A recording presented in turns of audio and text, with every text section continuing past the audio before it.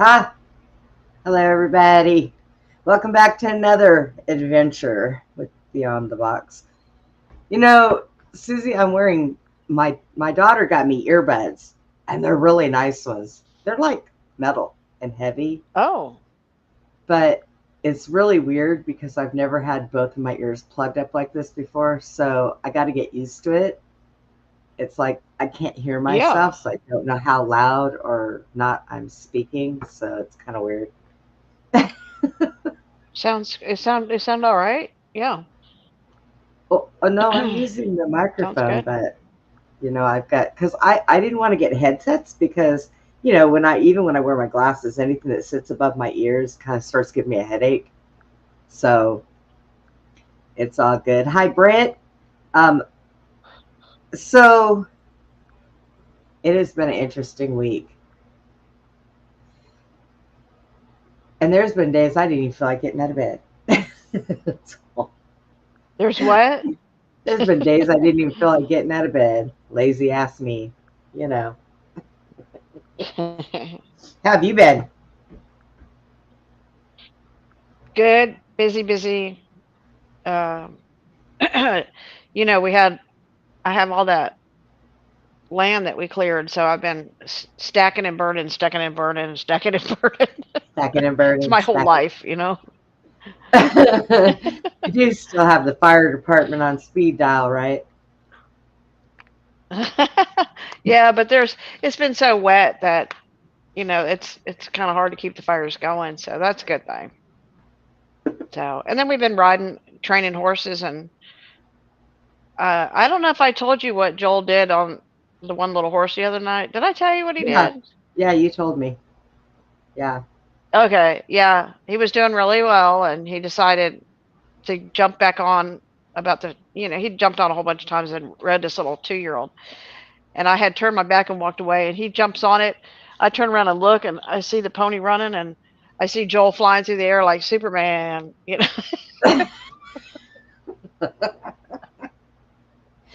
I He does think a roll. I think Uh, that she said yeah. enough is enough. She's like, no more. Get off me. I'm tired for the Yeah. day. He was Well, he pushing. forgot to take his spurs off. Oh Okay, shit. so he wasn't wearing his spurs when he was. It was, yeah, first time ever she got rode. Okay, and then and she was doing great. So he put his spurs back on, and he wasn't thinking about it. I guess he probably bumped her and she took off. Wow, But he that's did get back up on her and ride her a little bit more, and she was good. So wow. just horsing Um, around, Brenda. that's it. That's all we can do. If you can't do anything else, just go horsing around, right? I mean, it's a lot more fun. Yep, that's it. I'd rather deal with horses than too many people. Ow. So tonight, Oh, Susie and I, people, people, people. yeah, we decided that we are. Hi, Woo. Hi, Rebecca. We decided that we were going to come on and Hey, everybody. pull some subjects out of the air to talk about. Seeing guys haven't seen us in a whole week, I think, maybe longer. I don't know. I can't even keep track of myself anymore, much less anything else. It's like, wow.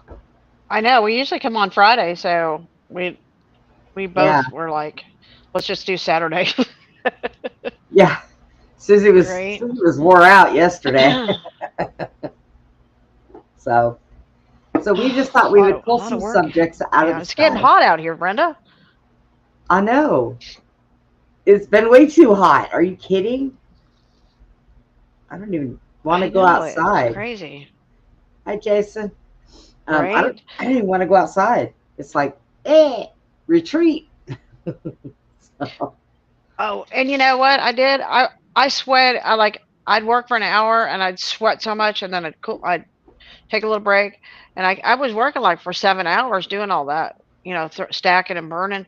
Well, I came back after about 3 or 4 hours or whatever, and I came in and the air conditioner was on and it was like cold, right? Because I'd been out there sweating so much, and I walk up to the sink and and my shirt was soaking wet. And when I touched the sink, because my shirt was soaking wet, it like froze my stomach.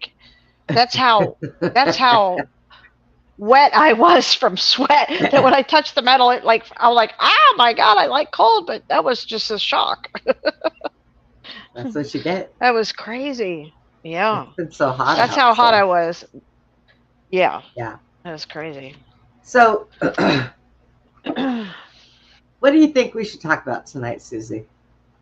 Just Well, yeah, we were talking about the whole like prophecy, the whole because the whole world lives. I think my assessment, Susie's assessment, is that the whole world wants to know what's going to happen in the future. Everybody, even with the Simpsons, you know, with these books and prophets, and they have the people go to get their hands read, their cards read.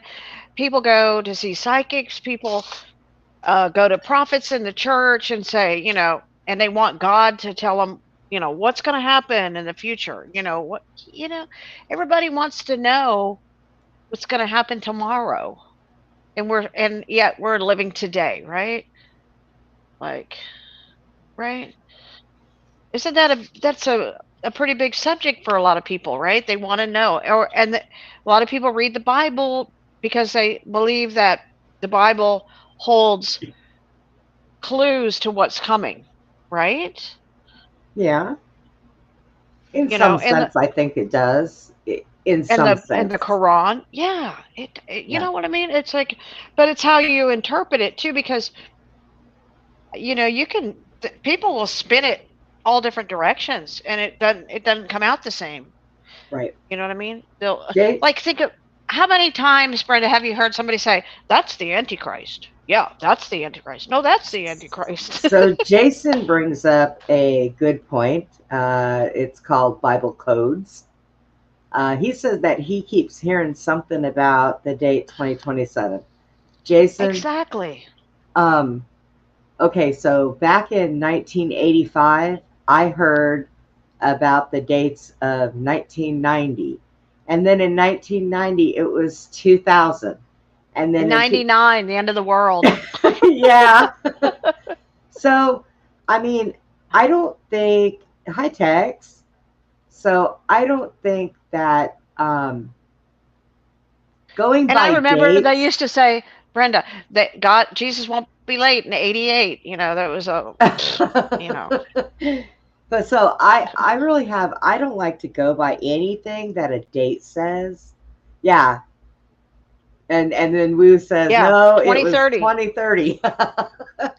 That's another date. It's another Yeah, date. I know, and so, I was raised by Buck Steiner, right? right. And so he was born December 2nd, 1899.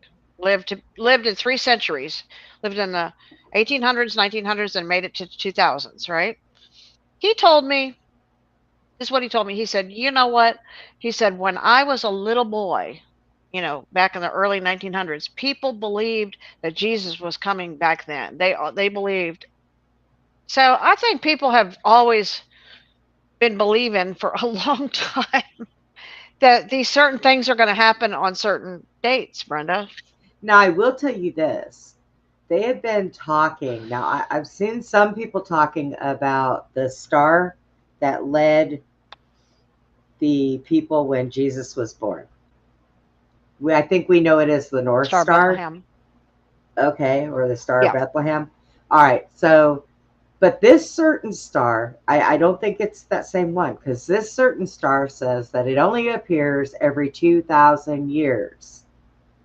So they said that when that star appears, it'll be the 2,000 years that Jesus is supposed to return. And if you do the math on it, it comes out to like 2027. And So, what did Enoch say that stars are? They're like angels. So they're actually, living beings free proclaiming, like they're like lighting organisms. up. It's all part of that prophecy thing. Right. So I guess, you know, it is always good to believe. Everybody has to have something to believe in. Everybody has to have hope for something, right? So There you go. There you go. sometimes I think that people put out dates so that other people are like, okay, I know this is bad now, but guess what's going to happen on this day? Guess what's going to happen in this year? You know, woo, 2040 and 2050. Um, okay, so we have something to look for in 2007, 2030, 2040, 2050. So that's what I'm saying. It's all about having that hope that something great is going to happen. It's going to happen, you know? So I guess it's not a bad thing. You know, when people have hope, it makes the world a better place.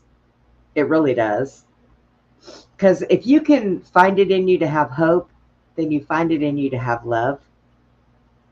So I Yeah. think that it's okay, to say that, yeah, Jesus is coming back in 2027, or he's going to be back in 2035, or, you know, it gives people something to hang on to.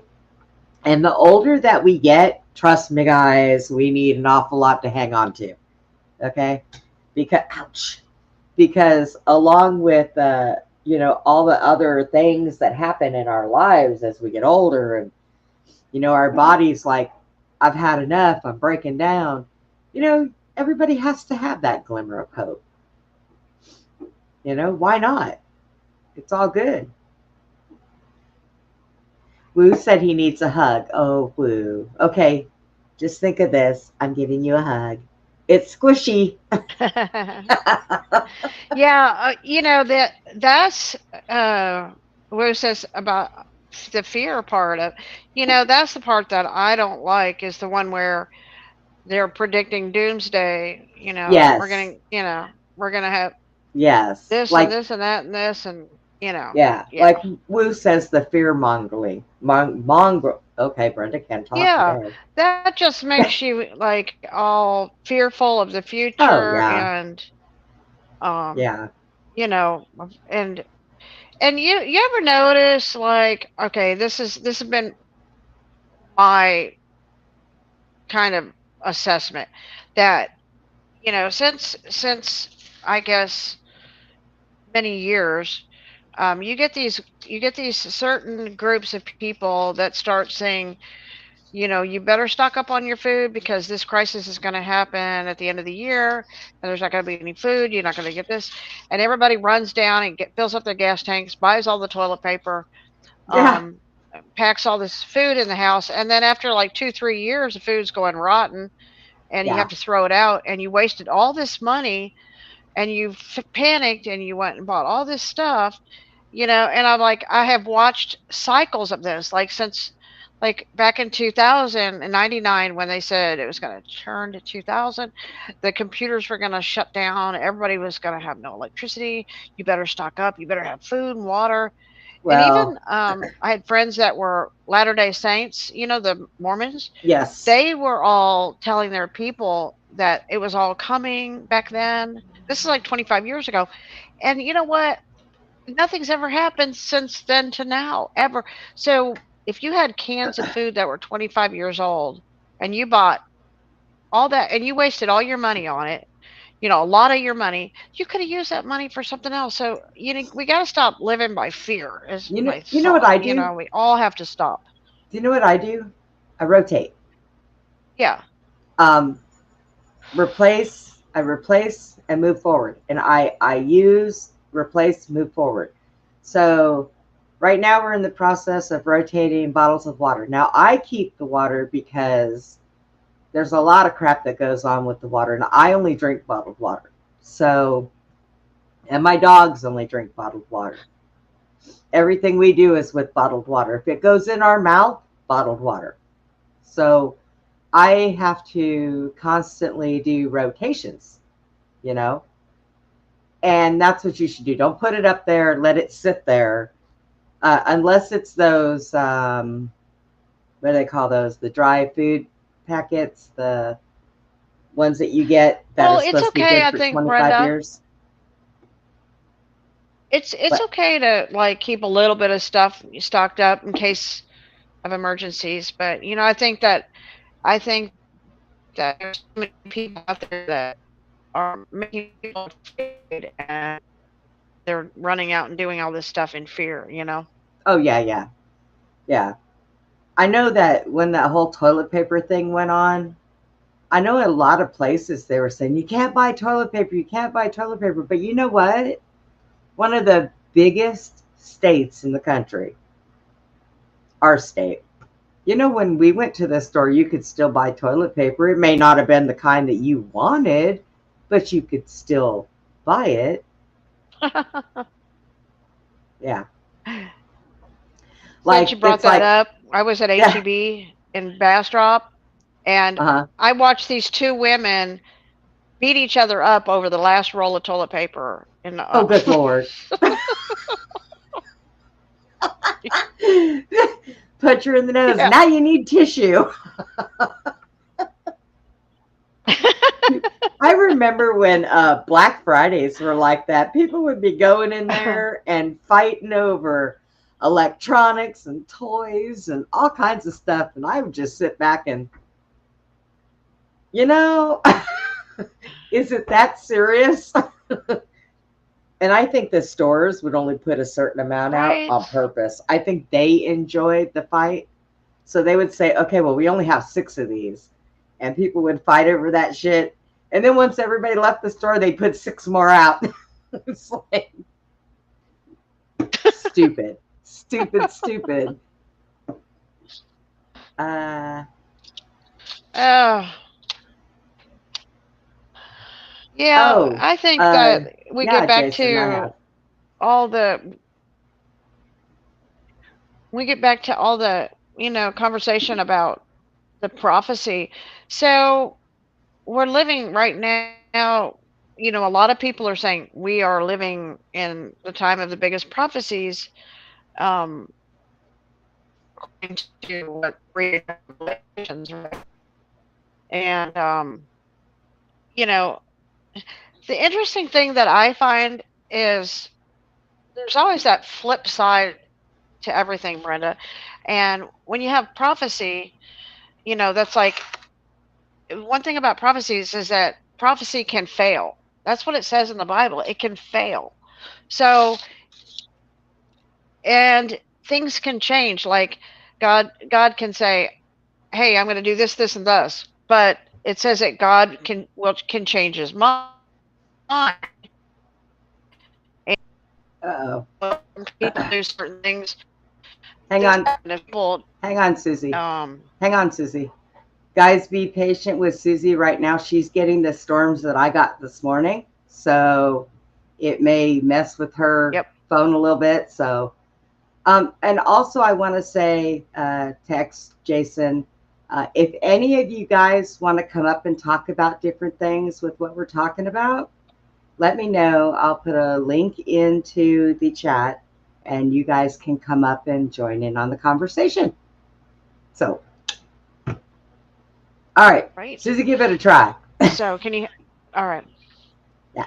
Well, okay. So it says that God can change prophecy, and so prophecy is not set in stone, basically.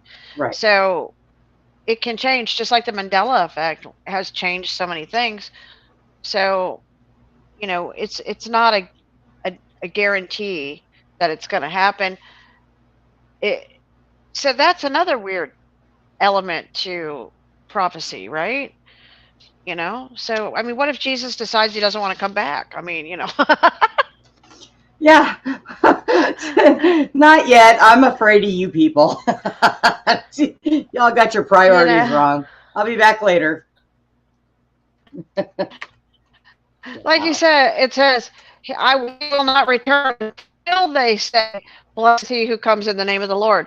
So, I mean, hey, I don't see that as if you were going to take a vote on the planet, I don't think, you know, 99% of the planet is making that claim to Jesus, because a lot of them are, you just, all you got to do is watch the movies and the people in the movies, and you see what they're really all about.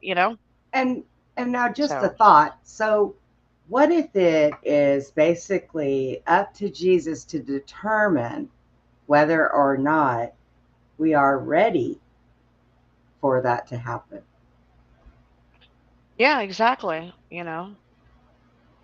So, I mean, it was a disaster the first time he came, Jason literally, wants to know you if know. anybody would consider storm chasing. Jason, when I was younger, I thought about that until I lived in Tennessee and seen what tornadoes can do and how they can be going one way and at the turn of a dime just whoop, switch and go the other way. So I was like, yeah, no, maybe not. Might be a bad idea. How you just sort Right? Yeah, I don't like bad weather. But that's even in the book of Enoch. It says that there are good angels, and then there are those bad angels, and the bad angels open up the windows of heaven, or the windows in the they describe it as like tunnels, like glass tunnels, I guess, that the sun and the moon travel through, and then there's windows or portals that they open up, and they'll let the good rain come through, and then you know I guess if people are being really really bad, then they get the bad rain. It's kind of like, yeah, it's almost like it's almost like the angels and the universe um give instant karma to the planet for, if you're good and you do the right thing, the universe will look out for you, right, kind of thing. right. Yeah. But if you're kind of not a good person, That's when then karma the steps in. universe Yeah, karma that's steps when the in if you're universe and the not. angels, Yep. yeah, they send down some stuff that you don't like. Yeah.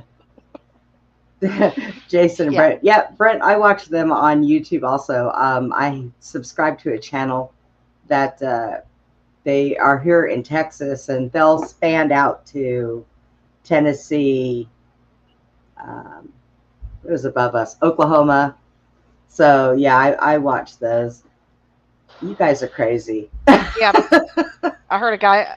I was talking to somebody earlier, and they said if you want to live in Oklahoma, you got to have your head on a swivel, because there's always tornadoes coming. Pretty I would much. not want to live in Oklahoma Pretty for that much. reason. That you're always, you know, getting. Yeah. It's like, as long as I can remember, it's like tornado, tornado, tornado. Every storm. Yeah. I'm like, Uh, Now, who wants Texas to live there? I don't. The land is really cheap there.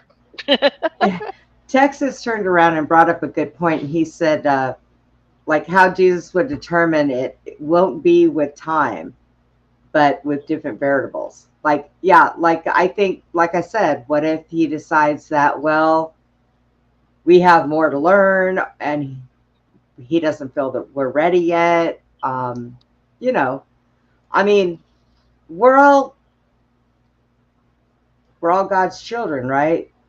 And when you look at it, they probably look at most of us and say, "Yeah, well, you're all acting like kids, so guess you need to grow up a little bit more." Never know. So, And you know what I think happens to Brenda? I think, okay, and this is based on a lot of things that I've observed.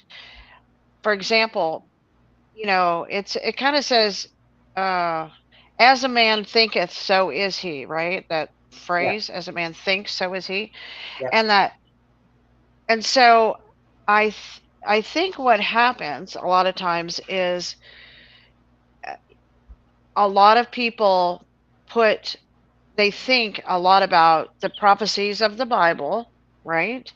And then, and so as you're thinking it and you're believing it, you're manifesting those things. So you have a huge amount of a collective people who are actually like manifesting certain things to happen. Okay. And then, and so it's like a vibrational uh, belief, because you can believe or you can have hope, and then you can have a good attitude, or you can stay depressed and angry, and you're always negative, and you're always looking at the bad side of things. So Right. everything is about is your perspective of how you look at things or how you believe things, right? Blessed are they who believe without seeing, or faith is believing without seeing, or without any proof of it. Like if somebody says, you know, you're going to have a great day tomorrow, and if you believe that, you're probably going to have a great day, you know. But even they say that with healing of the body. They say that when you believe that you can be healed, or if you have faith, even like say Jesus can heal you, that's how these things manifest. So I think that what happened, we go back to these prophecies that are in the Bible and the Christians, you have a whole lot of people believing it. Okay, you're causing a lot of vibrational belief, and people believing these things are going to happen. And you had a organization, a Catholic organization that started the Christian religion. And I mean, because Jesus was not a Christian, okay, in the sense of he wasn't Catholic. Okay. Right. Okay. So, and if you read about the Gnostic, journals and stuff, he was a vegetarian, lived as a Nicaean, and women were very, very much like the ones like Mary Magdalene, and all the women were the ones with all the wisdom, and they taught a lot. They were like highly spiritual people, right? So so the religion that's today was founded by the Roman Catholic, or the Romans of that time, which is the Roman Catholic Church, which constructed the Bibles, which put everything together. So, and then all the Christian people, um, who believe in Jesus, believe that that religion is the Roman Catholic Church is their you know basis for everything they believe, right? Right. So there are others like myself who, I don't necessarily subscribe to the Roman church, okay, and its teachings, right? So I don't follow those. I follow the teachings of Jesus, which are, if you ever noticed, Brenda, how many red letters are actually in the entire Bible? You know what the red letters are? That's supposed to be the words that God spoke. Jesus. Well, okay. Just Jesus just spoke. Jesus's words. Yeah. Oh, yeah, yeah, because So, it come later in the book. Okay. Gotcha. yeah. So the red letters are, if some of the Bibles would just have Jesus's words in red, right? So you would read the red letters that Jesus spoke. Now, if you ever have really examined those red letters, just the sayings of Jesus, they're just a little saying here and a little saying here and a little saying here, a little Right. story, a little. There's that entire Bible. There's very little red letters, words from Jesus. There's not much in there. Okay. And it's real cryptic. It's almost like you look at it and it's almost like a mystery what he's trying to say or something, because of the way that it's written into the story. So this is the way that they constructed the Bible. So, you know, there's a book called the Gospel of the Holy 12, which is the whole stories of, and then what Jesus said in the Bible. Then you got the whole stories. But people would be shocked if they read that book, Brenda, because it's all about being nice to animals. The whole, literally, yeah, it's not the teachings that you find from the Catholic Church. You know, oh, I wanted to say something. You know, the guy who's, saying he's the Mahdi, which he's the Mahdi, okay, which is shouldn't surprise anybody. He's the Mahdi. Um, Now you don't have to like him, or you don't have to believe in him, or is the religion or not. I don't believe in the religion, and but it's just another belief system based on what they believe in, right? Right. So what he said was really interesting. I listened to his video the other day, and this you'll like this. He said that the God of the Muslims, when they and the Jews, okay, who they call Allah, right? Because the Jews and the Muslims all agree that Allah is their God, even the Jewish people, right? And he said that that God is not the Most High God; it's a God. Yeah, Hmm. he said that. So that's Interesting. that the Muslims, yeah, the Muslims believe in God, just like Christians call Jesus God, but he's not God. But that's their God, and meaning that's the one that they follow, or you know what I mean. It Jesus never claimed to be, well, people said that he claimed to be God. Okay, we can argue that one. I can argue that one back and forth, but I don't want to argue with people. It's just Jesus was. He always said he was the Son of God. Okay, and that he always prayed to the Father. So he wasn't praying to himself, basically. Right. Okay, so and he said, "Your father." He told the Jews, "Your father's the devil, and he was a liar from the beginning, and you never knew my father." So basically, you have all these different beliefs and religions, and they all follow gods. Just like the story of the Anunnaki gods in the Bible. You know, Yep. and they're talked about in the Bible. The Anak, the Anarchy. they were, yeah. So all these gods are like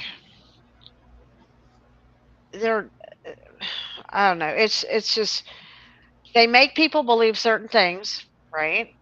And then this is where all this stuff comes from. So I'm just saying that there's people need to take their life back. People, you know, I mean, I was thinking the other day, there is no savior out there. Like you're gonna have to save yourself, people. Basically, you can say how many Hail Marys and you want all day long, okay, for whatever, and then go and you can go right out and do the same thing all over again, and and blah blah blah. But you're just gonna have to get your act together and get your life right. You're gonna have to save yourself, okay? If you want Jesus to help you, fix yourself, okay? Quit making everybody else responsible for your stupid mistakes, right? Well, there is that saying in the Bible that God only helps those who help themselves. It's true. It's true. Yep. You know, it's true. There's just so much. I followed the Christian church for so long, and I found uh, all the cracks, I guess, in the sidewalk. Okay, and there's many. Okay. Oh, I have to bring this up. Uh-oh. Okay, so we know a certain coin out there, Yeah, yeah, of right? course. Yep. And so for all listeners who know who that person is, the one thing I want to put out there about that person, that person claims that they're, somebody that they're really not. But that person, uh, as far as I know, was never, ever, ever baptized. Okay. And everybody that I've ever known that loved Jesus, or, got baptized, whether it's in the Catholic Church or in any other, you know what I'm saying? Even as, right, Brenda, did you get baptized? One, two, three, four, 5 times. 5 times. Okay, there you 5 go. times. Okay, so usually a person who I, in my experience and knowledge, a person who wants to get close to God, that's not the first thing, but maybe the second thing that they do. Okay, first you pray and ask God to come into your heart, and you ask Him to forgive you, right, for whatever it is, and you want to, you know, have a relationship with God, right? So Right. number two is you get baptized, right? And so that's another thing that you do physically to kind of feel like you're part of the family of God, right? And that person I'm talking about never got baptized. So that should tell people something right there. Didn't Because if that she person, huh? didn't she say that she went to that one mountain? Oh, I can't even remember what it was. Yeah, she went up there and asked God to kill everybody in Missouri. I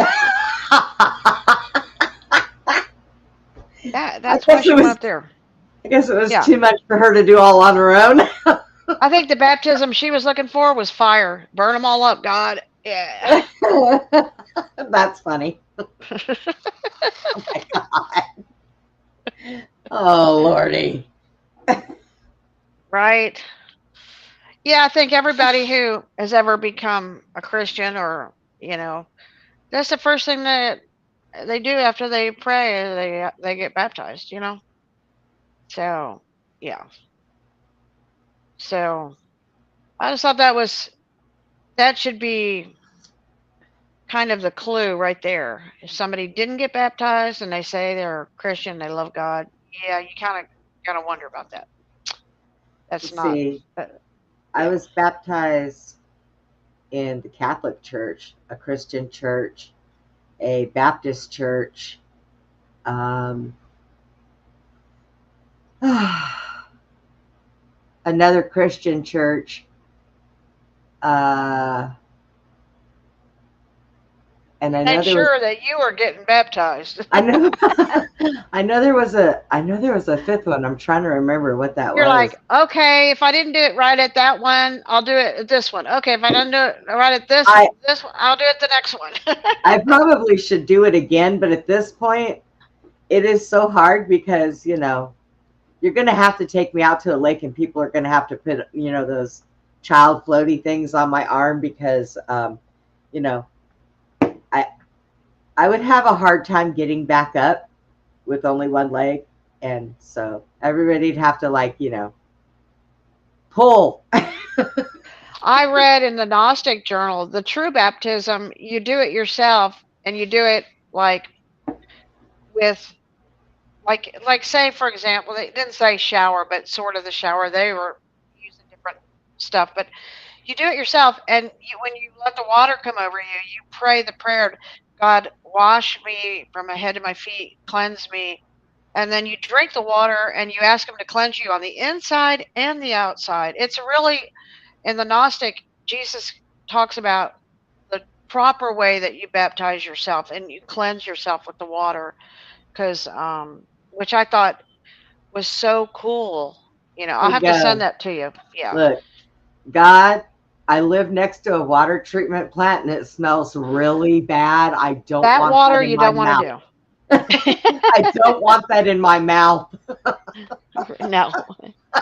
But they were like, if you're in the shower, you can do it in the shower, or but unless you got chemicals in your water. But they were actually using, like in this baptism, a gourd, and they would collect water in the gourd, and then they would wash. So they were using, I guess, rainwater back in the, you know, thousands of years ago. Oh They wait, didn't and I have was they didn't have baptized the as a baby. technology we had, huh? And I was baptized as a baby. I forgot Yeah, that there one. you go, man. I forgot that one. You're just that you're all cleaned up for Jesus. Probably not anymore so much, but that's what I said. I probably need to just do it again. Well, I did. I got baptized in a Baptist church, and then I got baptized in a Pentecostal church, and then I got And then I did the one that Jesus recommended. I did that whole washing of the inside and the outside at the same time. Right. And I prayed that whole long prayer. And Oh that my was like the best goodness. one. Hang on, we have a visitor in the chat, and hey, spiritual cryptid encounters. If you would like, there's the link. You can come on up here and sit and talk with us, Abe. That would be kind of cool. Um, but yeah, it, I've been baptized several times, and but to Right? me, That's good, Brenda. there's never any room for not being baptized. Okay, it's always there. So that's what I'm gonna say. So Right. but along with that, though, you have to follow. You have to follow Christ. You Yeah. have You have to to have faith. Yes, live that faith. You have to way. You trust have him. to have Yeah. faith. Yes, and I mean, I can go and do all the good things, like hey, I'm celibate. Okay, 10 years. Woohoo! Goody for me. After a while, doesn't even matter anymore. I don't care. So it's not like I have to take that approach because I'm being a good girl. But if you don't follow Jesus, you don't follow God, you don't follow your heart, you don't do right by Him, then you can get baptized 15 times in one day and it's not going to matter. You still have to follow the good. So it's it's uh it's amazing though. Sincerity is everything, though. Sincerity and is because in that book of the Pista Sophia, they talk a lot. The Jesus and his followers, they talk a lot about people who play act, who Yes, are just acting and playing along or pretending to be, a Christian, pretending to be a good person, but all along they're secretly somebody else. You know what I mean? right, right. So God And judges them for the real person they are. and Yeah. we've had those kind of people in our lives, you know.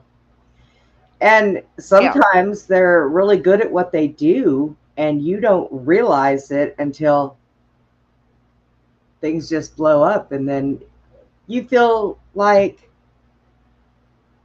I mean, I don't know about most people when that happens to them, but like for you and I, we felt really bad betrayal. I mean, and especially you, because you were actually invested into that person.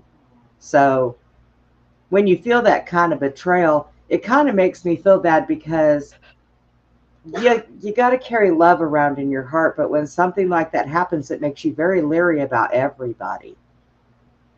Susie and I have sat and said, you know, from now on, we need to keep our circle small because we're afraid.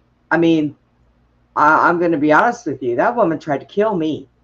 So, Well, that's the thing that's scary about it, Brenda, was it's like, yeah, I want that. I care that that person uh, could become a better person in their life and all that yeah, and everything. But the fact that that person brags about poisoning people and killing people, brags about it, and then that person did that to you, I mean, that is terrifying.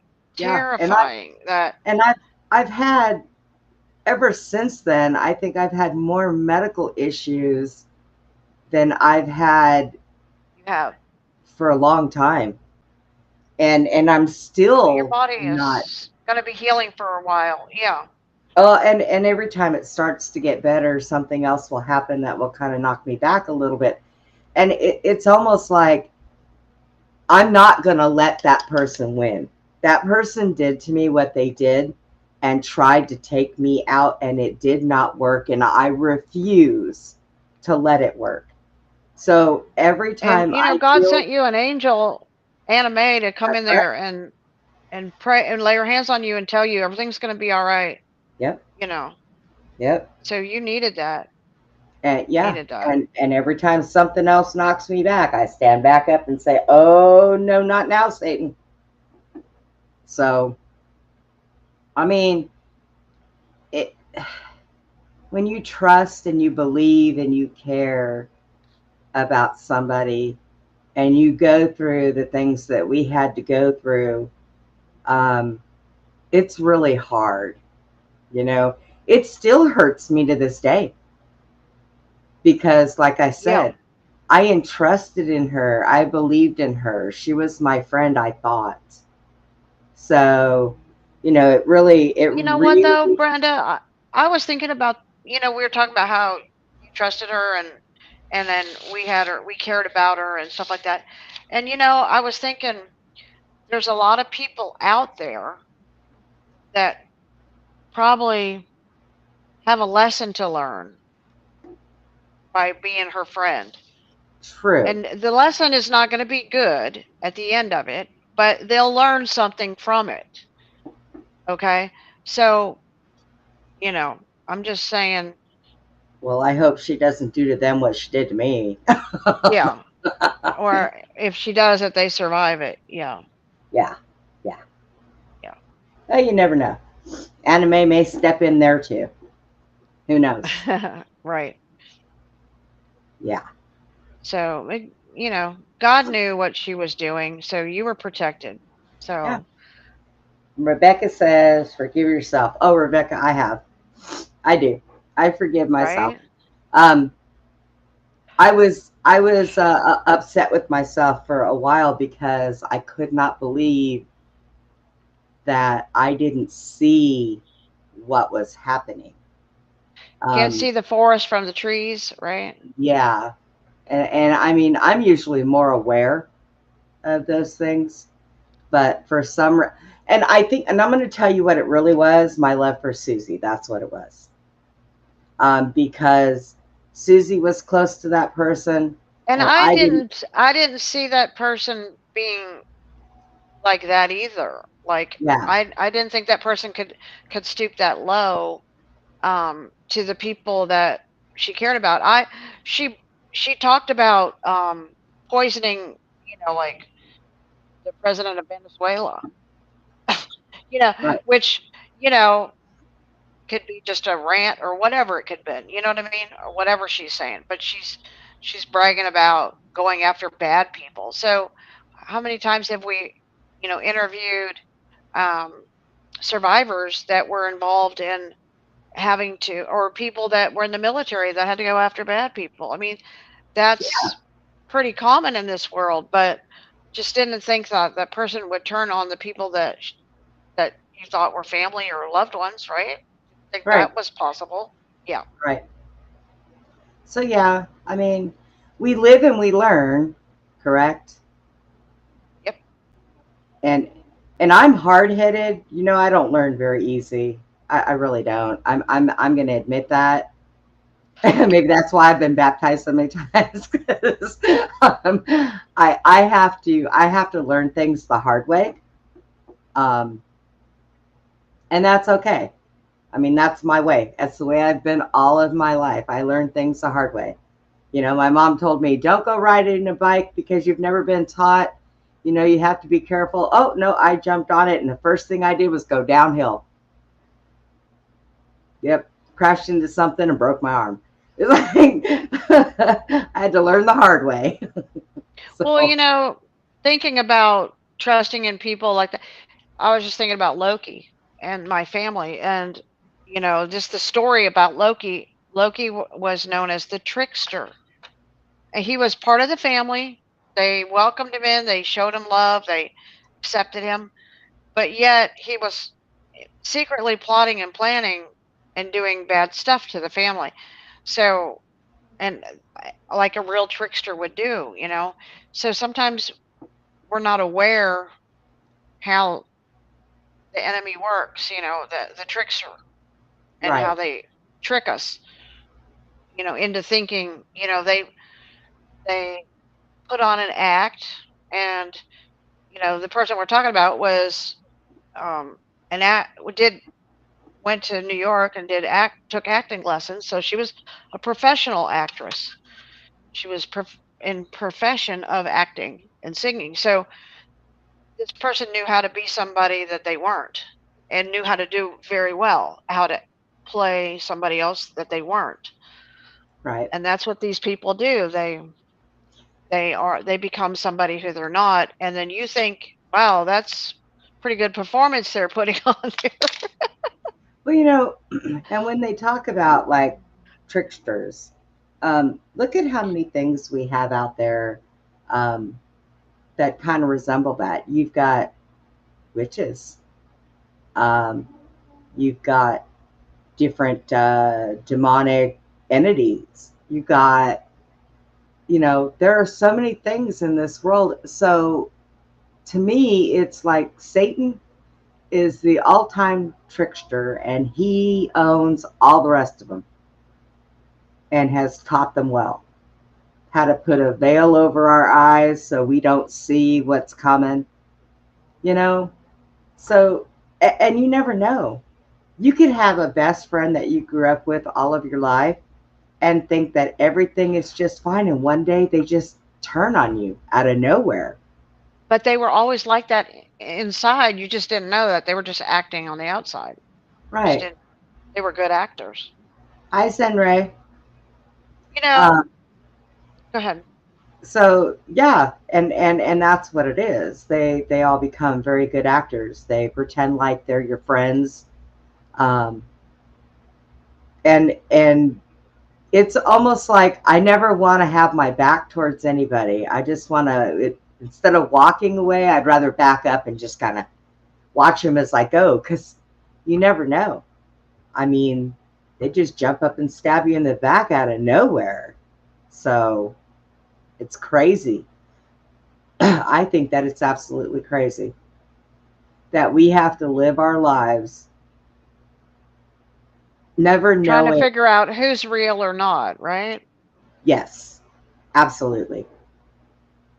So yeah. I think it would really sting there, Texas. Yeah. So, but so what else do you? What else have you been getting into and thinking about lately? I know how Well, your mind goes constantly. So, right. Yeah, back to the prophecy thing. Okay, so um I find it so interesting that this Mahdi guy is proclaiming himself and fulfilling what they call their prophecies. Okay. So that's pretty interesting. Now, that would be in the Muslim belief, right? Now in the Christian belief, um the story kind of goes that uh the armies will surround Jerusalem and destroy it, and then Jesus will return or something like that for his people. But everybody that's in Jerusalem is supposed to flee from Jerusalem and run to the hills because of what's coming. And so the Jews, or the Jewish people, that's another religion besides the Christians and Muslims, is Jews. They kind of they kind of have said the same thing, that they know that destruction is coming, that supposedly the political leaders of Israel will all be wiped out, and their army will be wiped out, and many of the people there in the cities will be wiped out. But God will spare certain families from what's coming. They'll be like rescued. God will rescue some of them, and so it's interesting to see how different religions have their prophecies and how they're all playing out, and different. It's just weird, right? You know what I'm saying? It's weird. But in this one prophecy that I read, it was from Mary, um, uh, and I think it was Jesus's mother, right?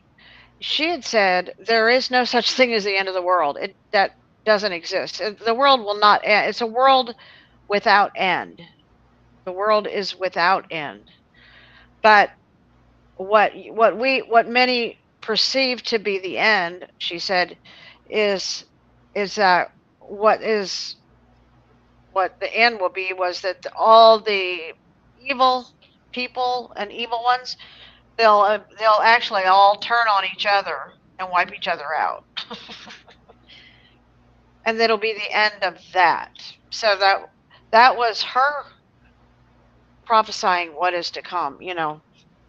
So I find it interesting, all the different beliefs, religions, prophecies, how they all play in, how they all connect, and how everybody perceives what's coming. You know what I mean?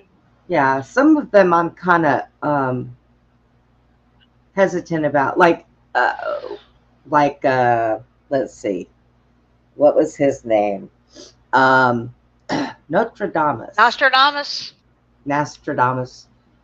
Yeah, he was kind of because interesting. He was from France, and he did very everything in different. quatrains, and he because he was worried they were going to kill him, because he was like a whistleblower of his time, and so he had to write everything like encrypted messages so they didn't kill him over it.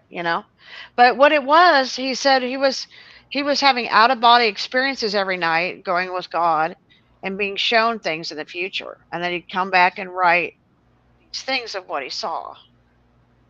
So he's like a time traveler, basically. Yeah, I mean, with everything that you and I have learned about certain things, we all know that that stuff is possible. Oh yeah. I mean, it's stuff that they never talked about way back in the day, but it's more known now. Um, so back in those days, did they consider it time travel? Did they have out of body experiences, or were they going under some hypnotizing spell and astro traveling? Were they doing? Oh boy, I just totally lost what that was in my head right now. Well, what Um, comes to mind, Brenda, is a lot of it that yeah, I've heard, whether it be the rabbis or whatever. Most people have always associated. This is weird, but this is what I found. Um, and a abduction and a UFO, and then shown a screen or watched a future, and have been shown by, you know, maybe they're angels, maybe they're generals of whoever the gods, whichever gods are showing them these things. So they're all being given watching a screen, seeing, and I've heard that a lot, and this is even within, like, even the rabbis. Some There's this one boy that was taken up in a ship, and he died, and then he said he went on this, and he was taken to this room, watched all this stuff, gave perfect detail. He never went to any of the rabbi schools. He didn't know anything about anything, but yet he was shown everything in detail that they knew, and on a screen. So it's really interesting when we find out the different individuals and where they got their information and how it came to them. yeah. You know what I'm saying? Uh, Remote viewing. That's what I was thinking. Were they Yeah. doing that way back then, like Yes. like they've done it now? I'm Yes. gonna bet that a lot of that stuff has been around for a very, very long time. Um, I think way even Well, before the our Bible talks ancestors about. would have known. Okay, so you ask, has it been along for a long time? There's this one scripture in the Bible where Paul says, "I knew a man, whether in the body or out of the body, I don't know, but he was caught up into the third heaven." And a lot of people probably know that scripture. So he's saying he thinks he went out of the body and traveled. You think he was caught out of, is astrally traveling into the third heaven and was shown all these things too wonderful to explain. He couldn't, and this is what Paul was saying. Paul said he couldn't, it was too much too hard to put into words but yes, they were doing that thousands of years ago. It's in the Bible. It talks about out of body travel. Hmm. Yeah. Interesting. So, has uh, history repeated itself? A lot. A lot, Yes. Brenda. A lot. There's a scripture in there that says that I don't know which God it is that's doing it.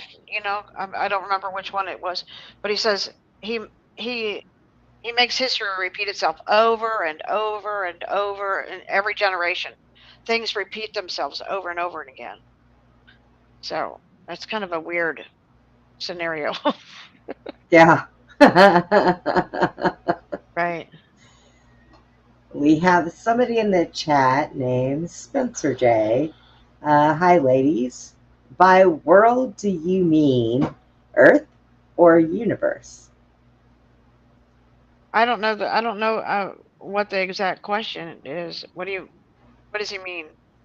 By world, do you mean Earth or the universe? Like, what was the question referencing what we were talking about? Because we talk about all kinds of things. Yeah. Yeah. um, The multiverse, the universe, Multiverse, universe, and Bellaverse. the world behind the world beyond the veil that covers our earth. Which one? We can answer it all. Let's see. Oh, 2 minutes. Okay, I mentioned something about there will be no end of the world. Yeah, Oh, a yeah. world without end. I would say that would be the world Yeah, itself. yeah, because I mean, um, I think Spencer is thinking in the mindset of people who die and then they go into the astral world and then they're a spiritual body and then that will keep going and going and going versus we live in a physical world and we're in physical bodies and will that end or will that just keep going and going is I think maybe is that what you mean, Spencer?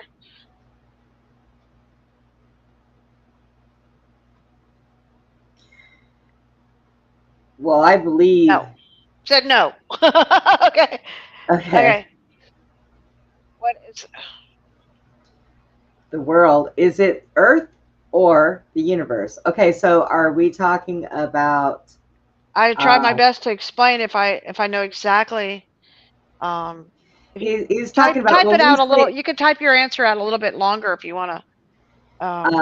I think what Spencer's saying is when we're talking about the world, is it the actual Earth, our Earth that we live on, or the universe? Is that what we're talking about? That is never ending. You Which know, it would be both, actually. Spencer, you got me wondering myself now. You got me questioning it. So I'm going to say, yeah, when I think of the world versus the spiritual world, like the physical world versus the spiritual world is forever eternal, right? Um, No, she but didn't say but the the end. world No, no, itself, no. Hang on. She didn't say the end. It was the end of the world, Spencer. She said it is a never-ending world. well, what Mary said was it'll be a world without end. There's no such thing as the end of the world, as many prophesy. At the end of the world, at the end of the world, the last days. There's no So such thing Earth, as the yes, end. Spencer, it's Earth. Yeah. Yes.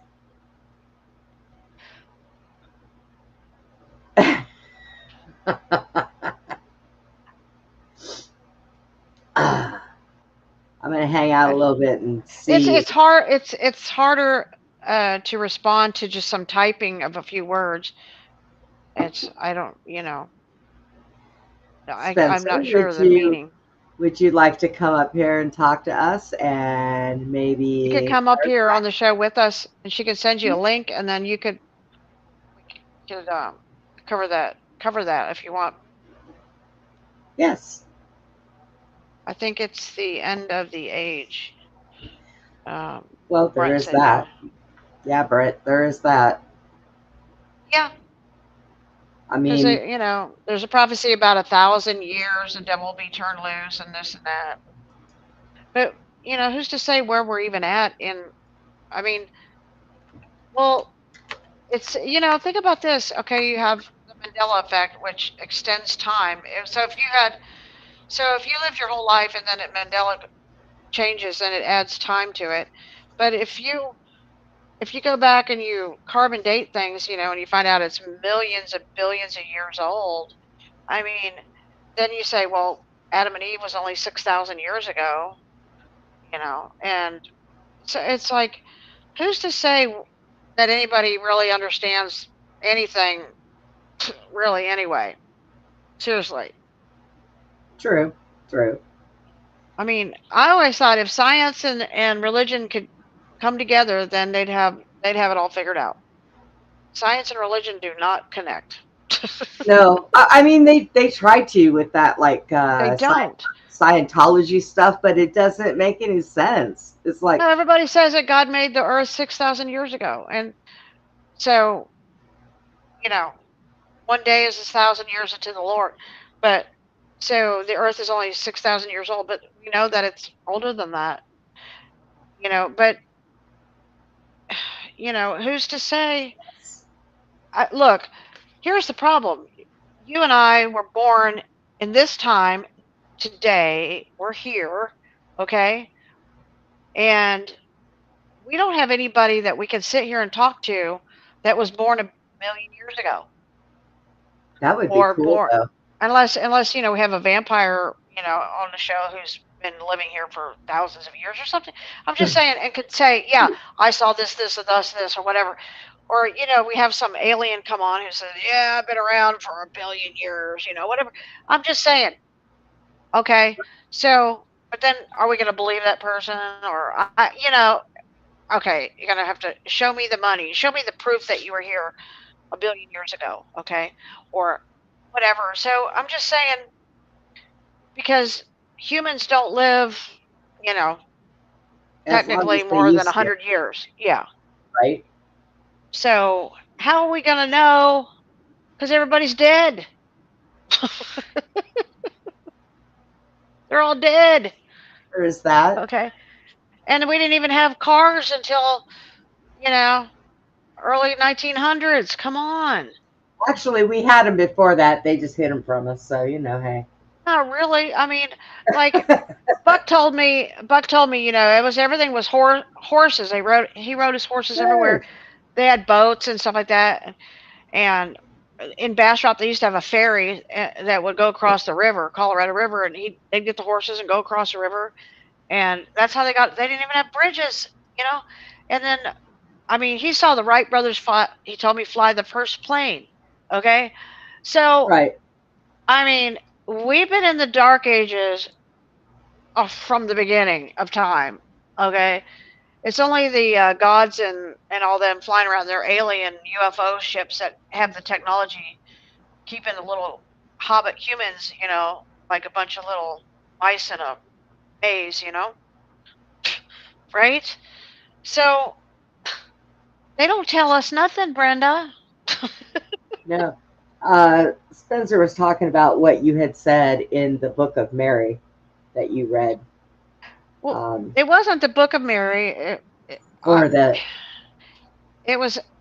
I don't remember the actual book, but it was a prophecy spoken of by Mary. yeah. Yeah, but it wasn't in the Bible. Okay, it wasn't. It was not. The Bible only has 66 books. Okay, and they can't even agree on each other. It had more than that at one time. Yeah, well, the Catholic Bible like um, I think 70 something, Book of Susanna, the Apocrypha, Tobit. They have other books that are not in the King James today's version. So, but the Vatican has decided that the religious leaders of our world decide what we're allowed to have and call ours, Okay. what Hang we're on. allowed to believe in. Let me address this for a moment. Spencer, I myself sat there and said, our Earth, yes. Our Earth does not come without our galaxy or our universe. So all of the above. Enough. Well, I would have to ask Mary exactly Planet, what she meant. our She planet, said it. I didn't our say it. galaxy, Okay, and our universe. Yeah, Spencer. she said it. I will have to It ask wasn't us. Mary.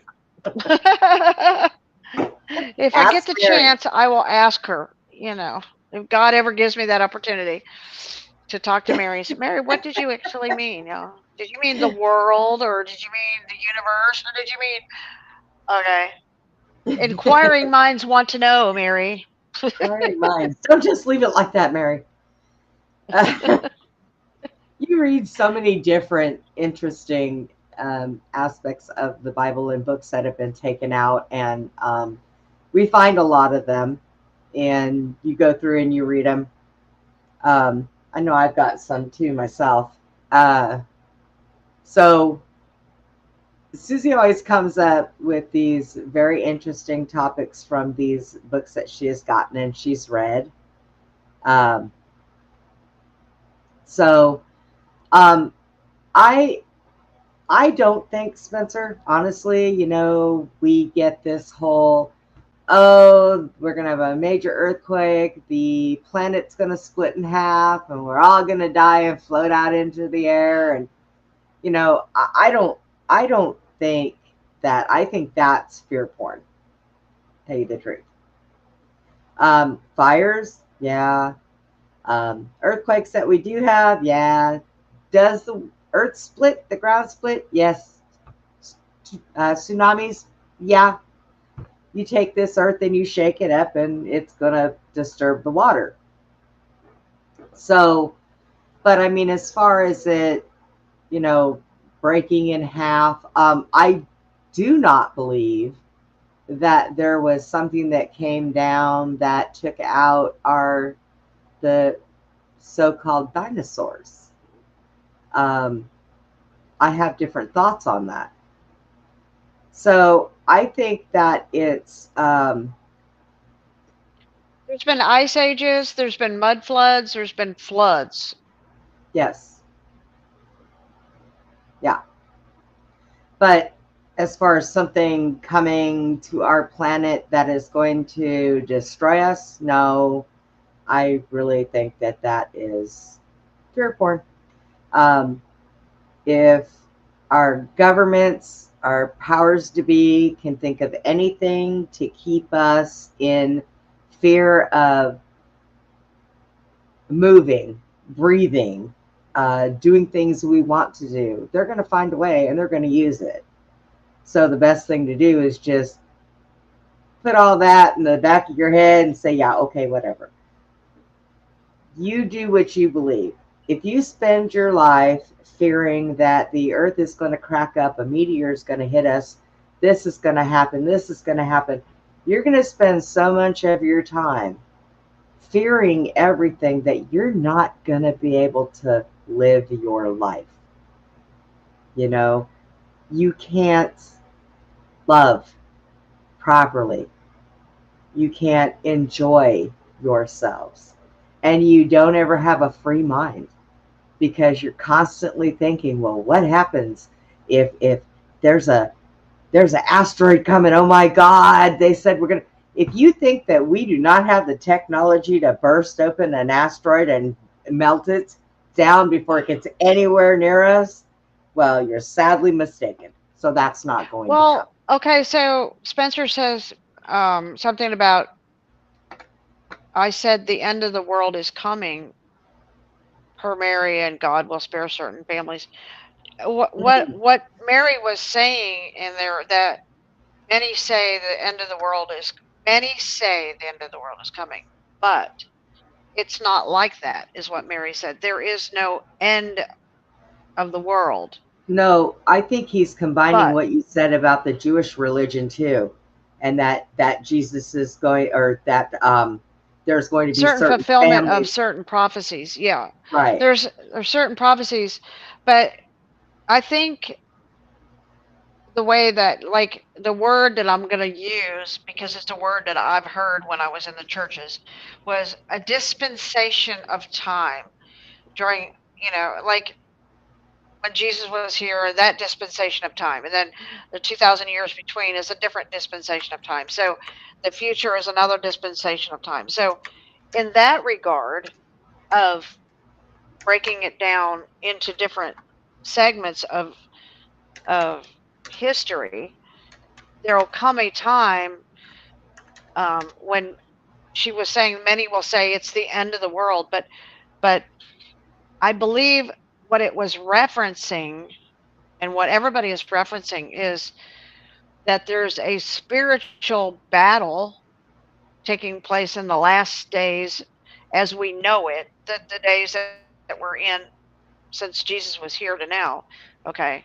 Because according to kind of the way things gone, it's been 2,000 years. So the story goes, this is what the churches say, that God made the earth in 6 days, and he rested on the seventh day. Okay. So there's 6,000 years. One day is 1,000 years. So you have from the beginning of time to the flood was 2,000, or to what, or to, yeah, I think that's right. Or from Adam and Eve to Noah was 2,000, and 2,000, to Jesus, that's 4 days, right? One year equals 1,000 years, so that's 4 days. And then from Jesus to now, that's 2 more days, so that's 6 years. So if God made the earth in 6 days, and on the seventh day he rests, there's supposed to be 1,000-year reign of Christ on the earth. Okay, so the seventh day is the 1,000-year millennial reign of Christ ruling over the earth. So, um, and so what a lot of people think is that the world is going to come to an end. Oh, the world's going to end. It's the end of the world. So that's what Mary was saying. There is no end of the world in that regard. But at the end of the sixth day, in reference to the 6 days and the seventh day that God rests, in reference to that, the 6,000 years, we are at the end of that. End of that. We're butting up right next to that day of rest, that 1,000-year day of rest, right? That's what they say. What people believe, right? But they believe it's a spiritual battle. So we won't fight it with, it's a fight between the good and evil of this planet, and at that is what Mary was saying, is that the evil will wipe each other out, so that maybe that's why the reference is 1,000-year reign of Christ on the earth. Okay. And then it said that, it does say though, at the end of that 1,000 years, Satan will be loosed for a little while, test the people. I don't know why after 1,000 years he gets turned loose. I have no clue. Why they That would sounds say like the loose for a dumbest little plan while, I ever because heard. yeah, and he's been loose a hell of a lot longer than just a little while.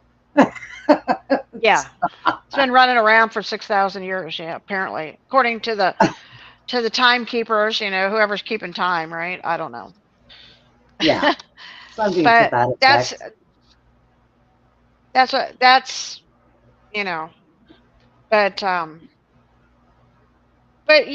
think that, you know we do have a lot of catastrophes coming, or have been happening. Like, we have these fires. They say the earth will be destroyed with fire, right? But we have Palisades burning. You have cities burning, and oh, I just saw something yesterday. Um, was it? I don't know what country it was. They were digging and fire is coming out of the ground. Did you see Yeah, that? yeah. That well, up here by our college, there was something that they had underground fire, and it's like everybody was like, "What is The that?" ground is on fire and they're Yeah, digging and there's flames coming out of the ground. yeah. I'll have to send you that. It's a very, So I think that this is all part of all the stuff that's happening across the board. Is happening. You know, it's just a Does weird our does our Earth deal. go through changes? Yes, it does. Our planet goes through changes. Um, Oh, he's talking. Okay, she said there will be an end. I was talking about the Jewish Israel. religion, Israel, Yes, yes, that it will be destroyed as far as yeah, it. and there will Yeah, be when you certain see it says when you see Jerusalem surrounded by their enemies, know that the end is near, meaning the end of Israel, the end of what's going on, yes, or the reign of Israel, and they'll yes, because and then after the end of it, as you politically Israel, political Israel, the end of it politically is what I meant. right, It, but it will there will be it'll be like the phoenix rising from the ashes. Many people will survive it, and they'll make it better. There'll be a better place to live after they go through this. That's what it says anyway. So yeah, it's the end of the political rule over that territory is what I'm referencing. right, Is what is being said. Yeah, yeah. That's what that was. Um, yeah. uh, let me see. I need to pull up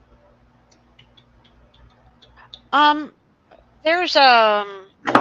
there's reference to wormwood, a which is something coming out of the sky that's going to hit the water and poison the the waters Bible, and Spencer. Okay, here we go. Revelations. Yeah, Hang on. in So, Revelations.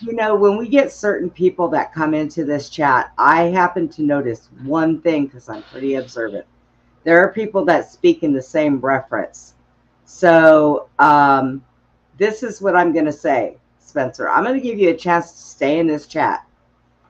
I want you to open your ears. If you got to get Q-tips and clean them out so you can hear properly, then please do so. All right. It says, they said, who's they?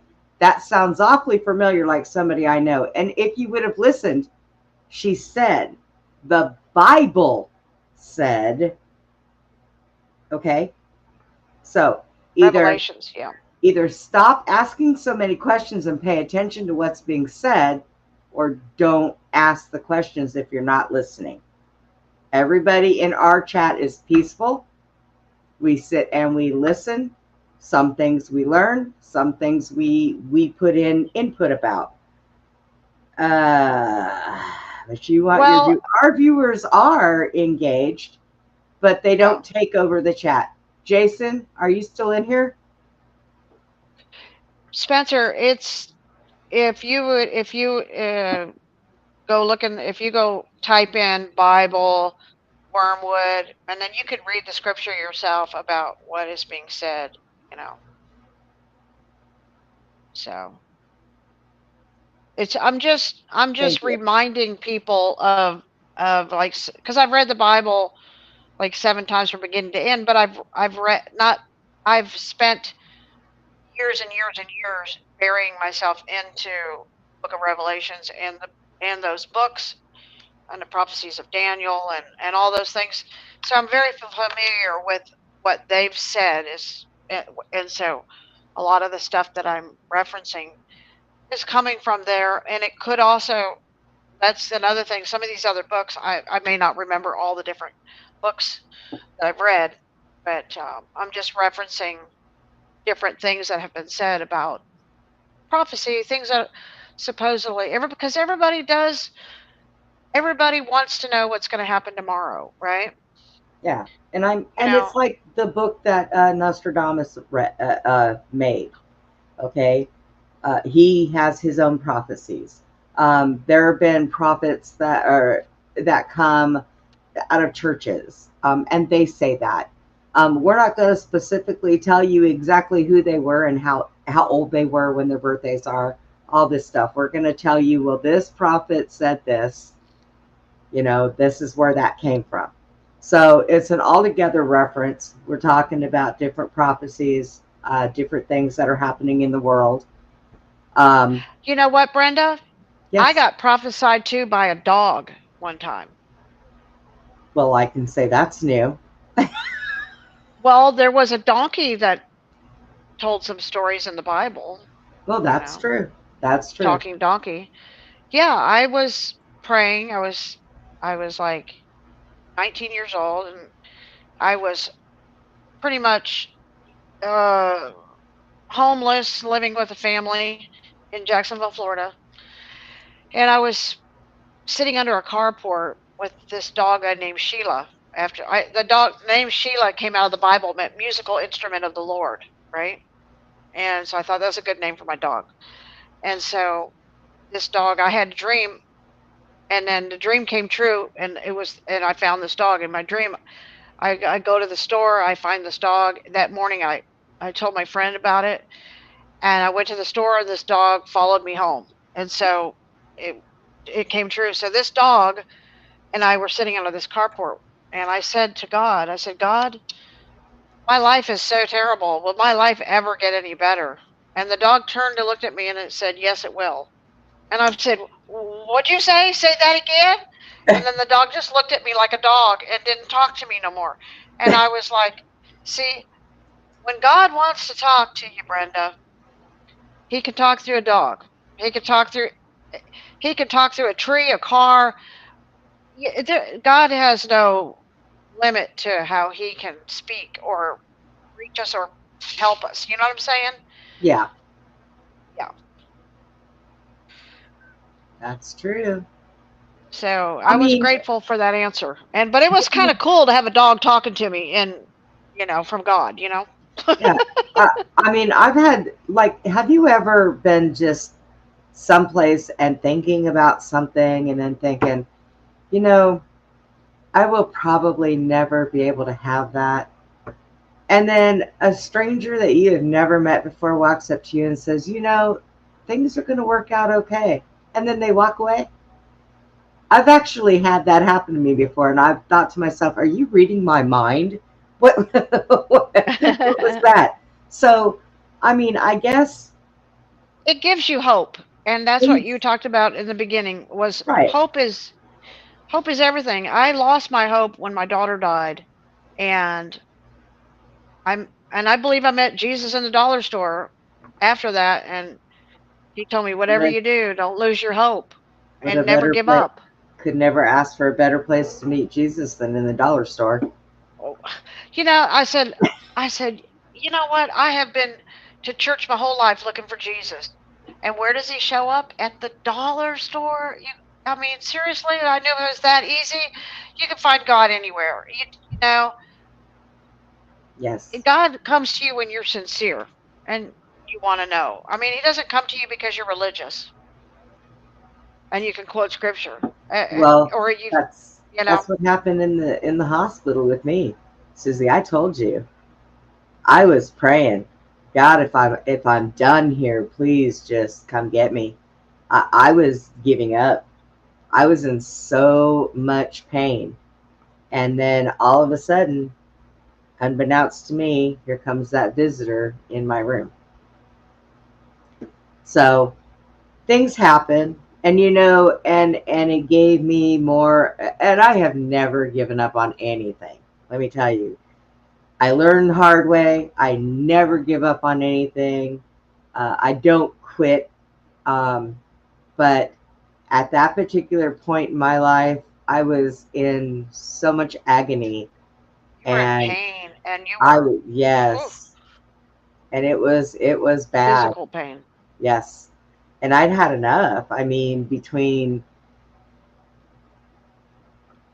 losing my leg, between all the different surgeries, between everything that's ever happened to me, I was like done. I just couldn't anymore. You were And tired. yes, very. So for once in my life, I was like, yep, yep, I've had enough. I can't do it anymore. Um, okay, so Rebecca says to tell us the story about seeing Jesus. Please, the which Okay. dollar store? Yeah, the dollar store Jesus. Oh, Oh my Lord. Yeah, um, it was after I lost my daughter, and I think it was like 2 weeks later, and I had a lot of friends at my house, and even my dad came down from Ohio to stay with me, and um, a lot of people there trying to support me when this happened, and everybody wanted to go to town, so we went to town, and they turned the radio on. I was in the back seat. They turned the radio on, and it was some song that came on, um, and it was about somebody was making. It was a country western song. They were making fun of putting alcohol in the punch at a picnic and watching all the Christians get drunk. Okay. And I was already in a pretty wet, bad state at that point. And to me, hearing that song at that moment, I thought to myself, humans are just worthless. I mean, they're just like, they're mean, they're cold, they're cruel to each other.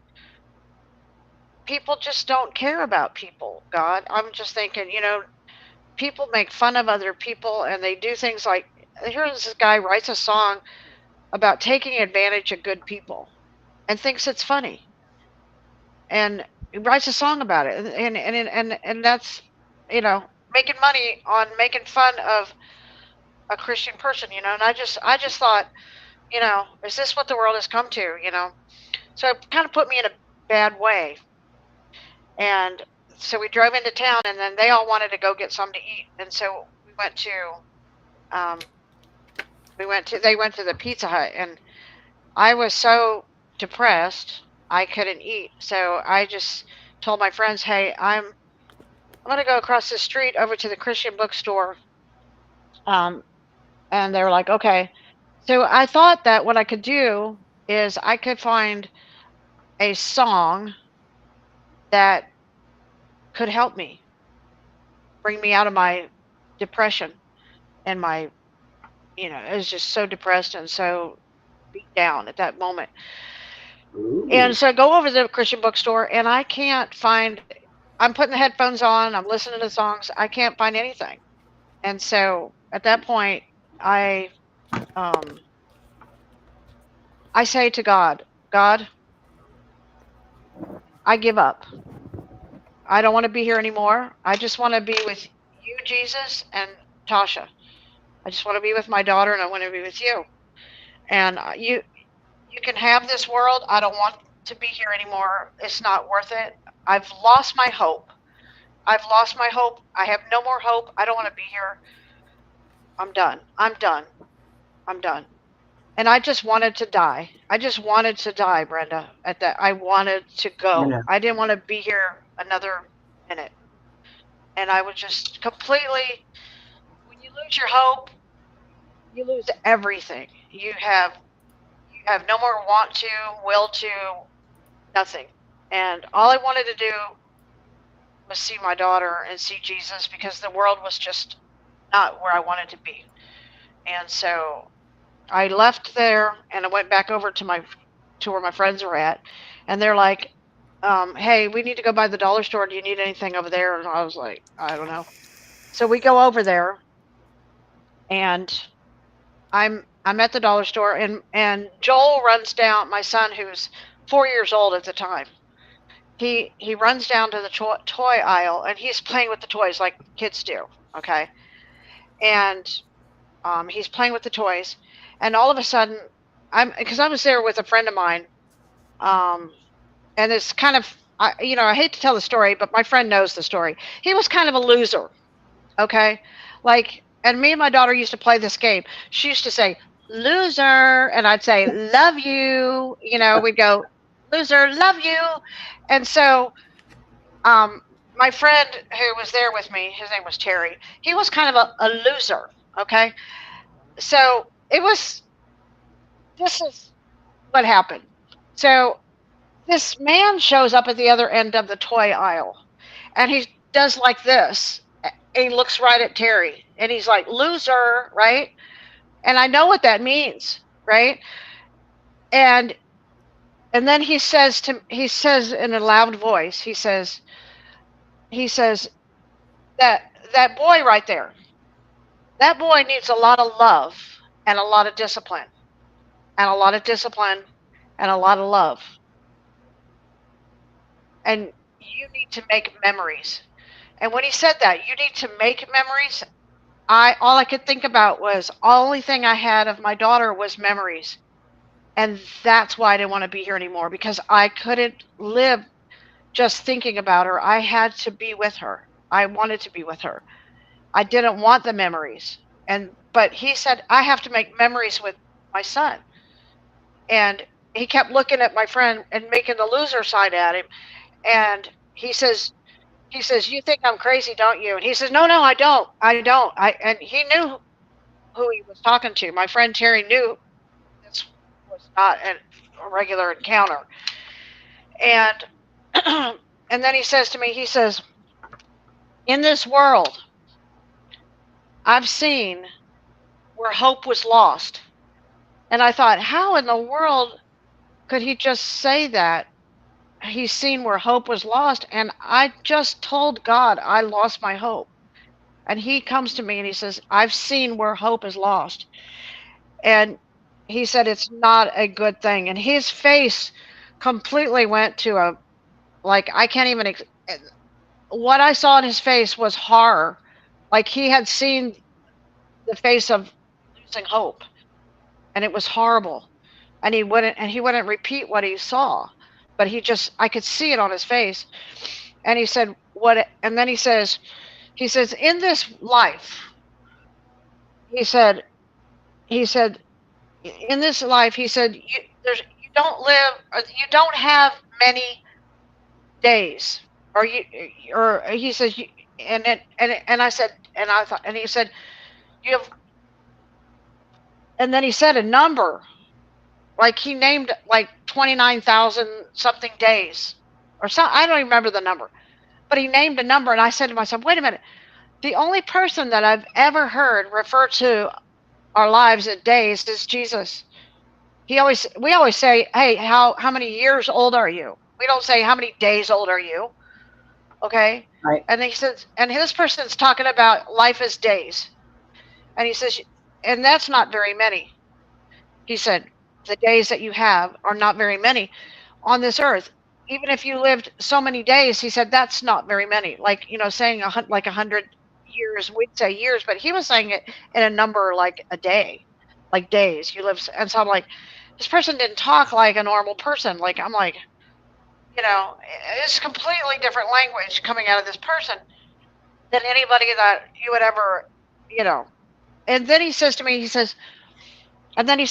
whatever you do, he said, never give up. And he turned around and he walked away.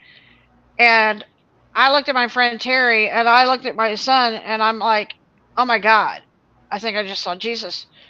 And then I could hear him when he made around the corner. There was a man and a wife paying for something at the dollar store. He stopped and he said something to them, and I could hear what they said. And the wife told the husband, "Oh my God, honey, we need to do exactly what he just said." Like he told them something, and then he walked out the door and left. And so we got in the truck and went home, and I called my good friend Dale, and I said, "Dale, I believe I just met Jesus at the dollar store. Of all the places in the whole world, he shows up at the dollar store? Like, what?" And I'm like, and And he told me not to lose my hope and to never give up. And I said, I lost my hope, and within 1 hour, God gave it back to me. And I Right? have, and so and I thought about that. Is he said, he basically told me to love and discipline my son, and because he needs a lot of structure. Basically, is what he's saying. And to never give up. And so, You know I what's you know what's strange I about that? what's strange? Well, Joel's dad wasn't in the picture at that time, was he?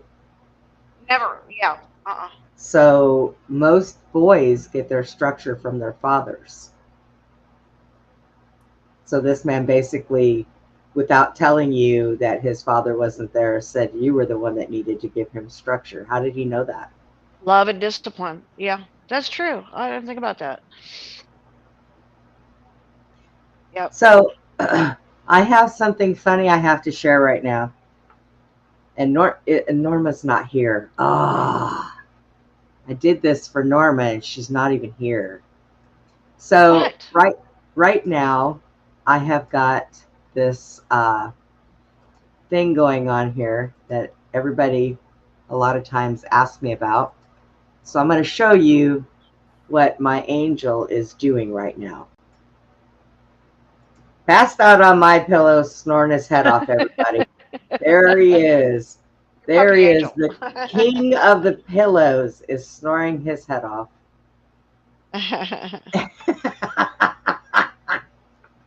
I just thought I would. I have I a just thought I question. would. Huh? I have a question. Okay, go ahead. Do you take his little head and go Dick that his big little. that his I, little big head? Do you I bring it up and go? do. I do. And you know what he does? He gets so mad at me. Because when I saw that picture, I'm like, that's probably what I would do. He looks so comfy. I'd be like, oh, I'm gonna give you kisses. I know. Well, he gets when he's sleeping like that, and I touch him to wake him up. All I hear is it's like he grunts at me like he's telling me off. It's horrible. It's horrible. He's so spoiled. I don't know children as spoiled as he is. So I mean, that's just the way that is. That's the baby. I But want to respond to what Susie was talking about. yeah, go ahead. That story just also gives further validation that everything matters. Even Yeah, your even your little trip to the dollar store, it all has a purpose. yeah, And there were things that okay, there's Amen some to that. weird things that happen here. But like I went 2 hours away west in the middle of farmland, Illinois to go shoot a band, like video a band. And someone from my area was at the show, took pictures of me doing my job, and came up to me after the show. The odds of that happening are so minuscule. And on top of that, other things that I've done, like in the past 15 or so years, I was thinking about again yesterday, and the topics came back up again today with different people. Things that I thought were long gone, projects I've finished a long time ago. But it just proves that everything has a purpose, even you if you know, don't see it right away. there's a lot of times I think I've seen a whole bunch of different videos of uh, you know, like homeless people asking somebody for a little bit of change or something, or somebody breaking down the side of the road and people just driving by and leaving these people there. Um, and it was in reference to you never know where Jesus is. Okay. So, do I like to give homeless people money? Not necessarily. If they ask for food, I'll get them food. If they need something to drink, I'll get them something to drink.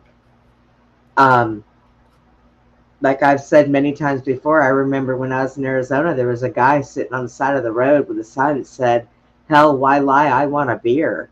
And people got this man beer because he was honest, you know?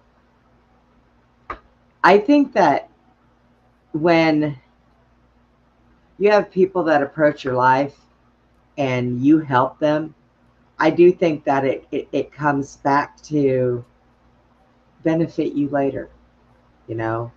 God sees that. And you never know if one of those people was sent by God. Let's see what a helping hand this person can be. Let's see how much of a good person they are. I try not to be um, extremely mean to a lot of people, um, at least not on purpose. I mean, if they do something that's warranted, sure, let it fly. It's human nature. But I think that there is a lot of good in this earth, and um, the problem with people that have done us wrong is they make it so much hard for us to be helpful to good people. You know, I mean, would I give the last dollar in my bank account to somebody? Sure. Have I gone minus in my account to help somebody else? Yeah, I have. Can I afford it? No, but I did it anyways because that person needed it. So I guess you have to pick and choose your battles. You have to pick and choose how you feel. But I think that sometimes when I see people that need something, opposed to people who just want money to go booze it up somewhere or buy drugs, I can feel it in my heart that it's actually somebody that really does need something. You know, there's been people that have asked me for money and I've said, well, can I get you something? No, no, that's okay. And they walk away and it's like, wow, really? You know, when I Just want to lived buy in, their next drug fix. Yeah. yeah, when I lived in Arizona, I was walking into a grocery store one day and there was a man that had walked up to me and he said, ma'am, I'm sorry. He said, when you go inside, can you buy me a jug of water and a loaf of bread? And I just kind of looked at him and I said, okay. He said, my kids are hungry. And over on the side of the store, there was a woman, a dog, and two kids. So I went inside the store and I bought a bottle of water, a jug of water, a big jug of juice. I got bread, sandwich meat, cheese, fruit roll up snacks, uh, a bag of Got him dog food, lunch, did you? a dog of bag food. And I went over there and I took them this stuff. And he's like, wow, you didn't have to do this. And I said, why are you out here with your whole family? This is Arizona. It's hot. And he had told me that him and his wife worked for the circus. And apparently, when the circus fires you, they leave you where you are.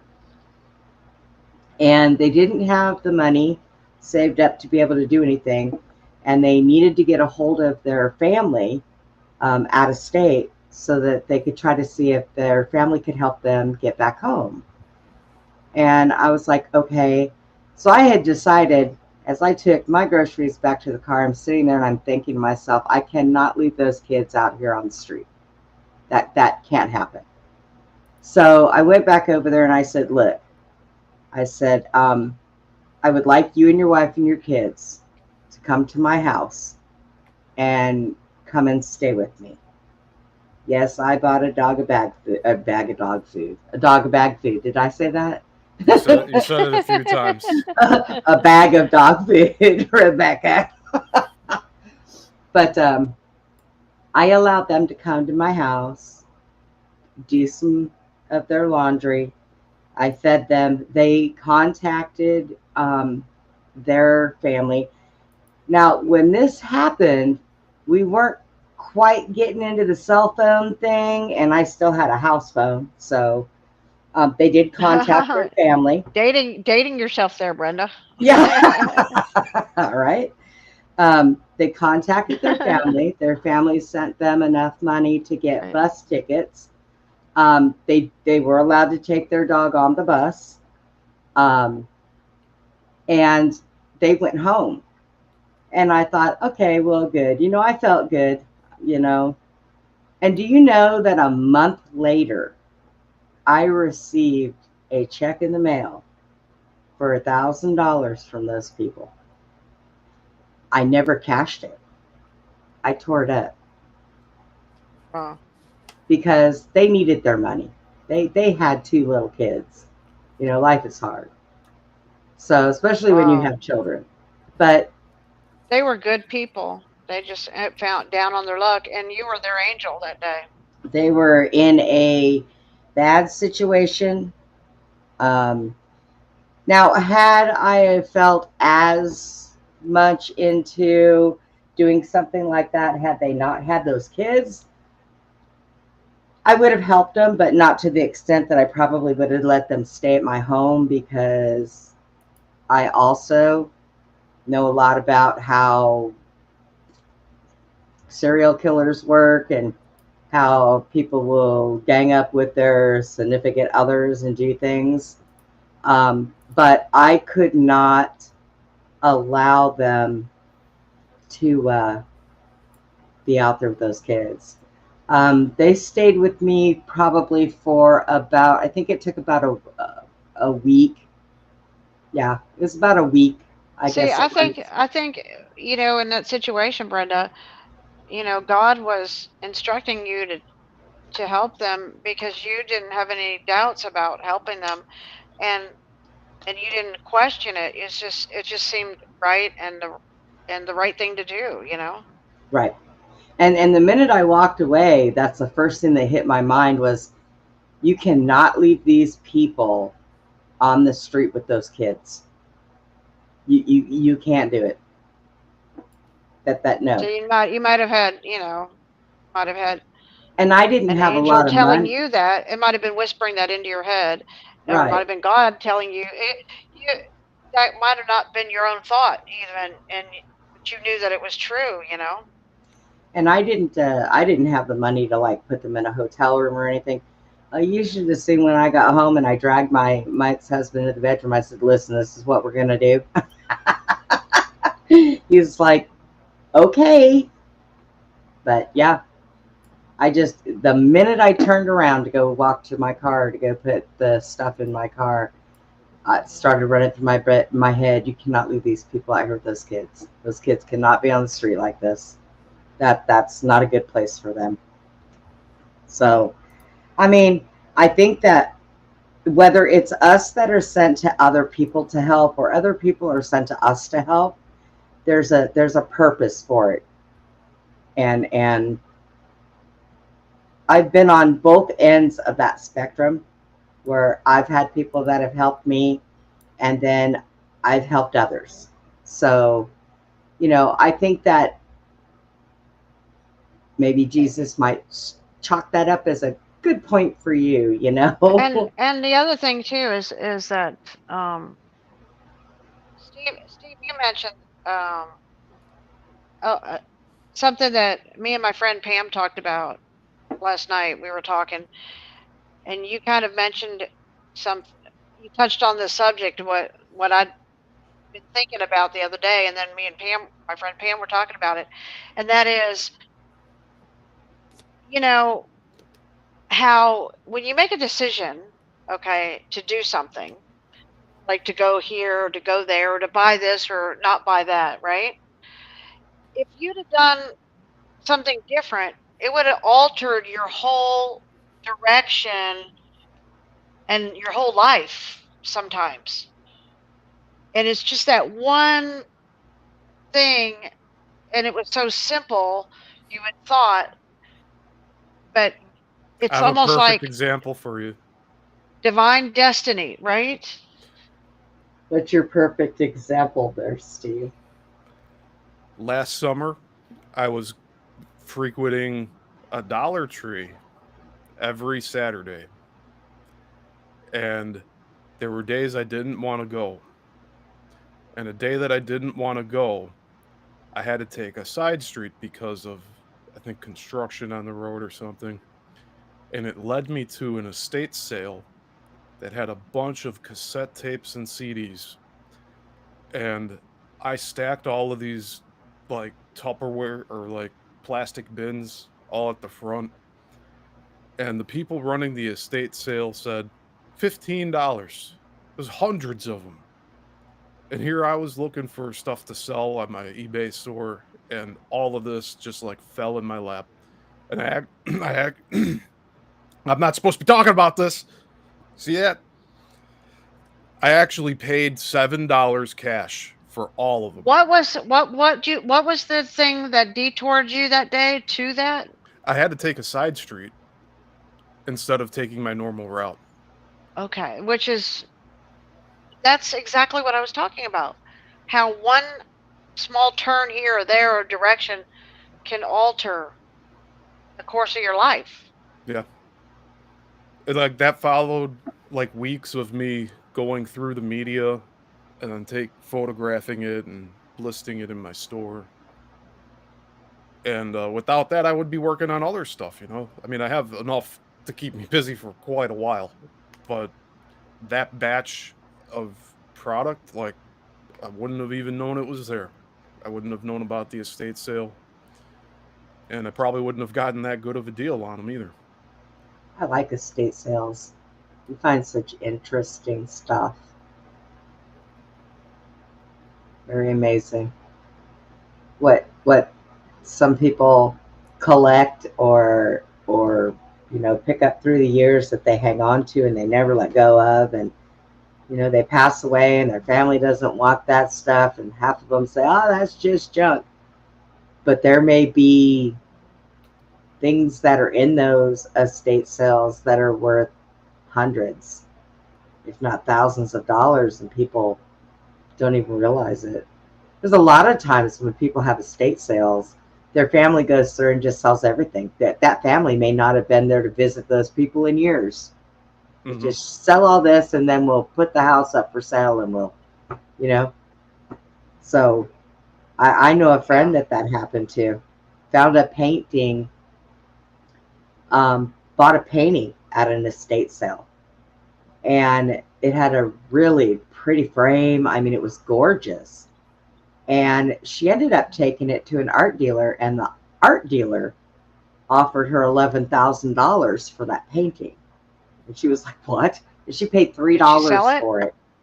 Yes. And I hope she sold it. Okay, she did. Good. Yeah. She did. And she paid $3 for that painting. So the family members that did this estate sale, they had no idea what they were even selling.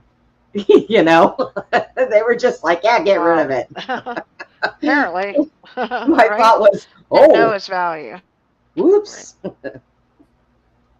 So yeah.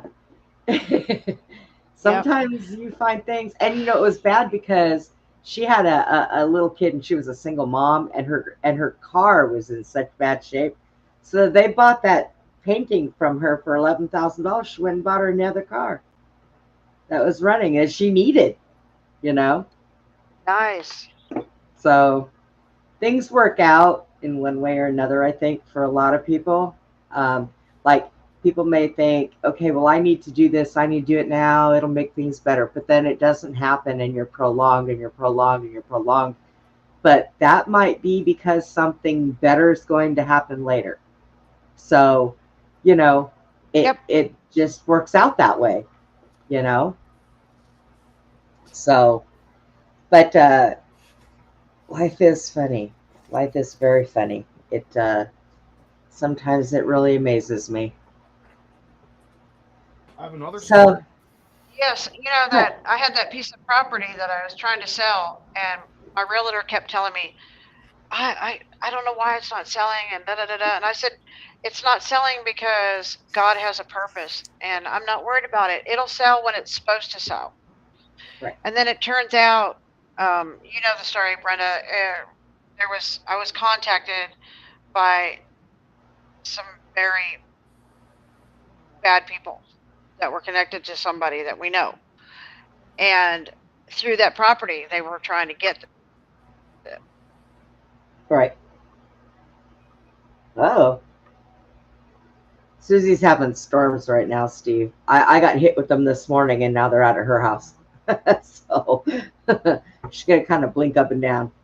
Well, Can you hear me? yeah, we can Yeah. hear you now. But Yeah. but what I was saying is that I didn't sell the property because there was something I needed to know. And when God showed it to me, then all of a sudden there's the buyer and I sold the property Yep. after. And I said, because I said after I learned that, I said, now I believe the property will sell because God had to have it that way until when it's time, I'll sell it. And I sold it to the perfect person, and it was the right thing at the right time, and you know, and so we should never get in too big of a huff or a puff about something not going right, because there's usually a reason why things are stopped or not moving forward. Okay, and so we should just learn to be able. We should really try to trust God a little bit more when it's like that, and realize that it's really for our best good or interest, that the decisions that we would make then would not benefit us if until when it is the right time. I always tell God, if it's not the right thing or whatever, don't let it happen. Like if I was selling a property and you don't want me to sell it now, don't let it sell. I tell God, you're in control. You make the decisions. And when it's right, it'll be right. You know, that way I don't make mistakes because I'm guided and protected by God by allowing Him to make those big decisions, because I don't know if this path or that path is going to take me which way. Right. So I want to make sure I go down the right path. I have one more story to share. Go ahead. So I have a schedule. Every morning I go to Target to go check for new toy cars. Okay, they're toy cars. That's what they are. It's diecast. So I go every morning, the same time, 8 o'clock, and I'm looking for these rare cars. Well, there's been more than one occasion where I missed going at open. And one day that I didn't go at open, I overslept. I woke up, I still went anyway, even though it was like 8:45 in the morning. So Good like, night, Texas. Good. Sorry. good night. Yeah, so I left anyway. I went to go to the store. I went to the aisle, and this $7 car was sitting on the pegs behind two other cars. This car is worth $230, but Target sells it just the same as all the rest of them because it's considered a chase piece. So if I would have went at 8 in the morning, I don't think it would have been on the pegs because there was a stock person. They were doing stuff later, like after open sometimes. I don't know. I can't predict it because it's all over the place. But that moment, I thought I was like getting punked or something. I'm looking to the left and right, like, okay, where are the cameras at? But like just the right time, right place. And yeah, it feeds into what Susie was talking about. It's like this happens more often than it should. That's right. And sometimes that's what happens. That's You good. just That's right. really good. So when you're doing something and you end up being, and you always say, I'm at the right place at the right time, think about who put you there. That's what you need to do. Say, thank you, Jesus. Yeah. While I'm driving around, I talk to Father. I'm like, thank you, Father. Thank you for this. Thank you for that. Yeah. Protect me with this. Nice. Like I've been practicing that for at least a solid week. every day. We didn't even say a prayer. We Steve, did. you want to say a prayer? Do you want to say like what you just said? Sure. Okay, go ahead. Thank you, Father Creator, for giving us this day today, right now. We are here now, and it's a blessing. And I view each day as a blessing because it is.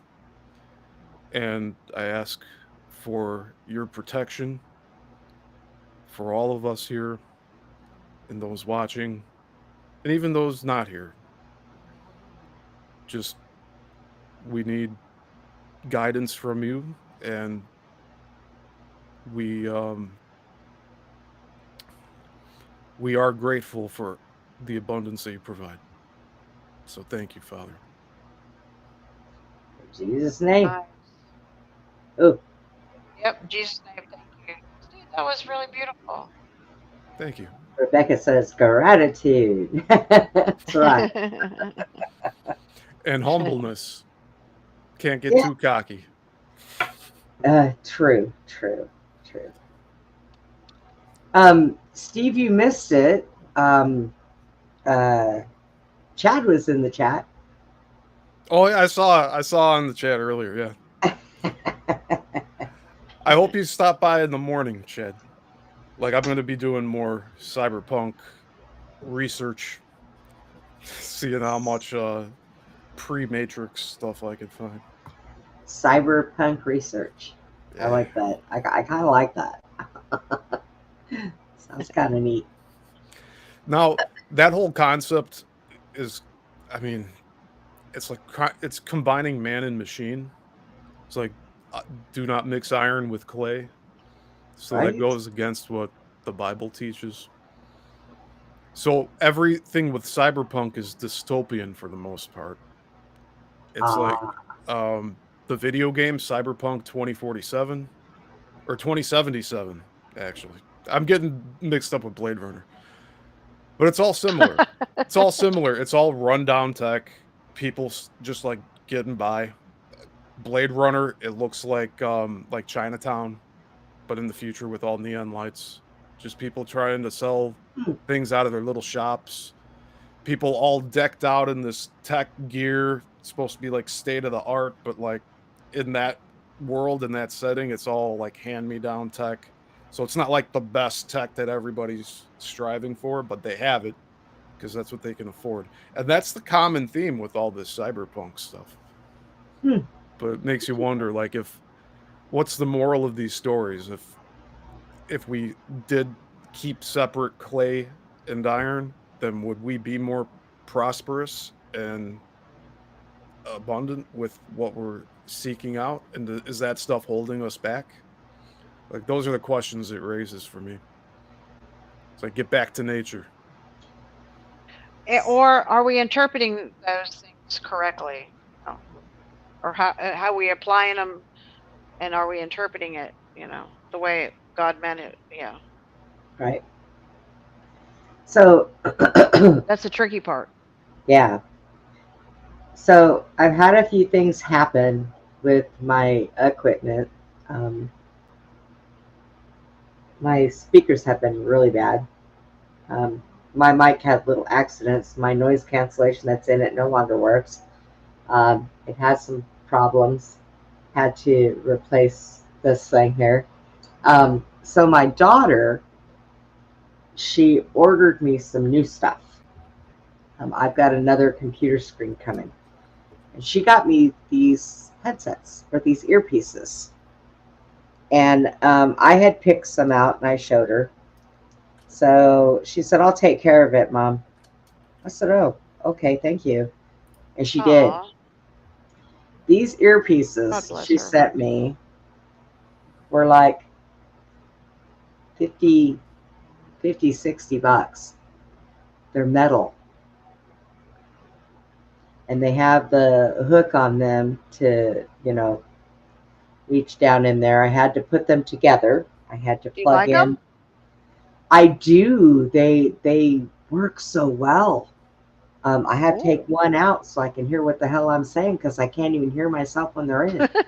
It's Do they go in the ear or do they go on your They temple? they sit, like the attachment I have on it just sits right in the ear. It doesn't go all the way in it. So it's kind of comfortable for me. That's Because cool. I can't wear headsets because just like when I wear my glasses, that nerve over my ear, when the headset sits on it, it starts giving me a migraine. So Oh, I'm going, and Anne, she ordered me a new mic, a nice mic, and it sits on my desk. nice. So, and she's got a second computer screen coming for me. I have OBS downloaded on my computer, and so I have been told it'll be a lot easier for me to learn if I have a second screen so that I can, balance them out. So, um, yeah. So Oh, I'm making electronic uh, upgrades. My daughter says, "You're going to learn OBS?" I said, "Yeah." I said, "I got Discord figured out." She said, "Oh my God, Mom, I'm so proud of you. You're growing every day." I'm like, "Shut up." so Brenda, I gotta show everybody. Okay, this right here is a mug, right? It says Jared Leach cutting horses, right? Yeah. So Saturday, I took a first place in the sorting, and I was high point, and this is my high point award. I was number one high point out of everybody at the show. So I'm getting there, guys. It's We're pretty we're nice. we're getting there, slowly but surely. So it's it's fun to go and ride, but it makes it a little nicer when you win a check. How's Joel's shoulder feeling? He's doing good. We X-rayed it. I took him. He finally let me take him to the doctor, and really nice. We recommended, doctor that actually her son took one of our dogs, and Thomas, and so she X-rayed his shoulder and his scapula, and nothing's broken. There's no torn ligaments. He just had a kind of a little swelled up muscle that was popping over, I guess, a little bit, and so she gave him a little steroids, and he's doing good, Brenda. I mean, so I thank God he didn't have anything broken when a tree fell on him. Yes, Rebecca, I can do lives on Rumble with the OBS. So, yeah. Sorting, no, not sorting. No, it's called sorting. SORTING.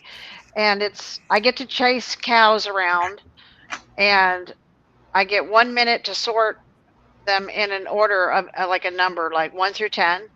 And whoever does it the fastest and gets all 10, which is really hard, and without the wrong cows running out the gate, it's like that's how they score you. So it's basically chasing cows, and then you're judged by your speed and your ability, and so it's not an opinionated judge or something like that. It's your time and your ability. So I love the sport because it's a lot of fun. My horse likes it. Joel loves it. I love it. It's just a lot of fun, and you know it can be tough. It goes pretty quick. So you can imagine chasing 10 cow. You only have 6 seconds per cow to run into a herd and go grab it out and get it out without messing up the herd and getting run over or whatever. It's a lot of fun. Uh, um, what was I going to? I was going to say something. I was thinking about saying something. I've been doing that a Thinking lot about lately. I've had so much on my mind that every time I turn around and I'm starting to think about something, my gears in my head will switch and jump track. I thought to myself the other day, God, am I getting like Alzheimer's, dementia? And then I'll Let's think hope about not. it later. Then I'll think about it later and go, oh, that I was don't what I was going to I don't say. know if you guys can see this, but I'm gonna put this right up here. Um, that's me on my horse and the other my team member that we won the class. See, that I get a little closer. That's me on my horse right there. So You've been having fun. And that's Yes. good. That's good. I'm glad that you and Joel decided to start doing that stuff together. Oh God, look at me. Whew. I've been up. I got up at 7 o'clock this morning, and I I had a few things I had to do, and I I don't took know a if you can nap. see that, but it's got my name, Susie Hot, #1 out of, yeah. So, Woohoo! But I took a nap today, only for about an hour, hour and a half, maybe. So my sleep schedule is still pretty messed up. I never know when I'm going to be awake or asleep. It's about right. hmm So, but all right, guys. Well, we're going to go ahead and wrap it up, and just watch for notifications. Like I said, I'm doing equipment upgrades and stuff, so um, I can start streaming live on Rumble as well as YouTube. Um, I need to probably get rid of Twitch. I've been getting some weird you got stuff to get coming rid of through. your Twitch. I know. One of the sites we stream on. You're dreaming. Are you twitching like a dog in your dream? No. Okay, everybody. I forget what I'm going to say, but Susie's going deaf. I'm giving you a hard time. I know. But yeah. So we are, and we didn't even take it. We didn't take a break tonight. Um, Right? and that's okay. Uh, I'm being silly. I don't like taking them right now because we still have to use the old break music. But I just got to make sure that when we get that figured out, that it is at least 5 minutes that it's going. So um, I got to that way in case I have to run to the bathroom. Oh, Susie, check this out. This is what What? I'm going to tell you. So, I told you I hadn't been able to check my sugar in like a month and a half because the other company that sends me my sensors, they were messing around too much. And so my doctor got me the new sensor, which is more days than the other one. And with this one came a new machine. This machine's awesome.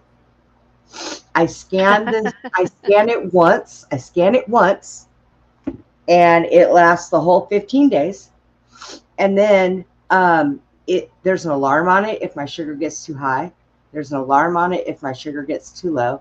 It even Oh. reminds me when to take my insulin shots, and I don't have to Oh. keep scanning my arm. All I gotta do is pick it up and push the button, and it tells me exactly what my sugar is without having to scan it. This thing is awesome. Nice. I love it. But I'll be sitting Technology. here. You gotta love it. Yeah, obviously the dogs have to get used to the sound because when the alarm goes off, it goes beep beep and it vibrates. So it's sitting on the desk and the dogs are hearing the and so they start looking around like, what is that? So it's kind of funny. But yeah, this is neat. My other one was fine, but I had to, every so often I had to check my sugar. Well, this one, I don't have to check it as often because it'll beep. I have it set at 250 for a high and 150 at a low. So I can do lower than 150, but no, I'm sorry, 70 as a low. So if as long as I don't hear it beeping, I know it's staying within its guidelines and I don't even have to worry about it. So it's actually great. I love it. So all right, guys. We are going to go ahead and say goodnight to everybody. Good night, Have everybody. a have a Good good night. have a good rest of the weekend, everybody. And like always, please be kind to one another. Good night, all.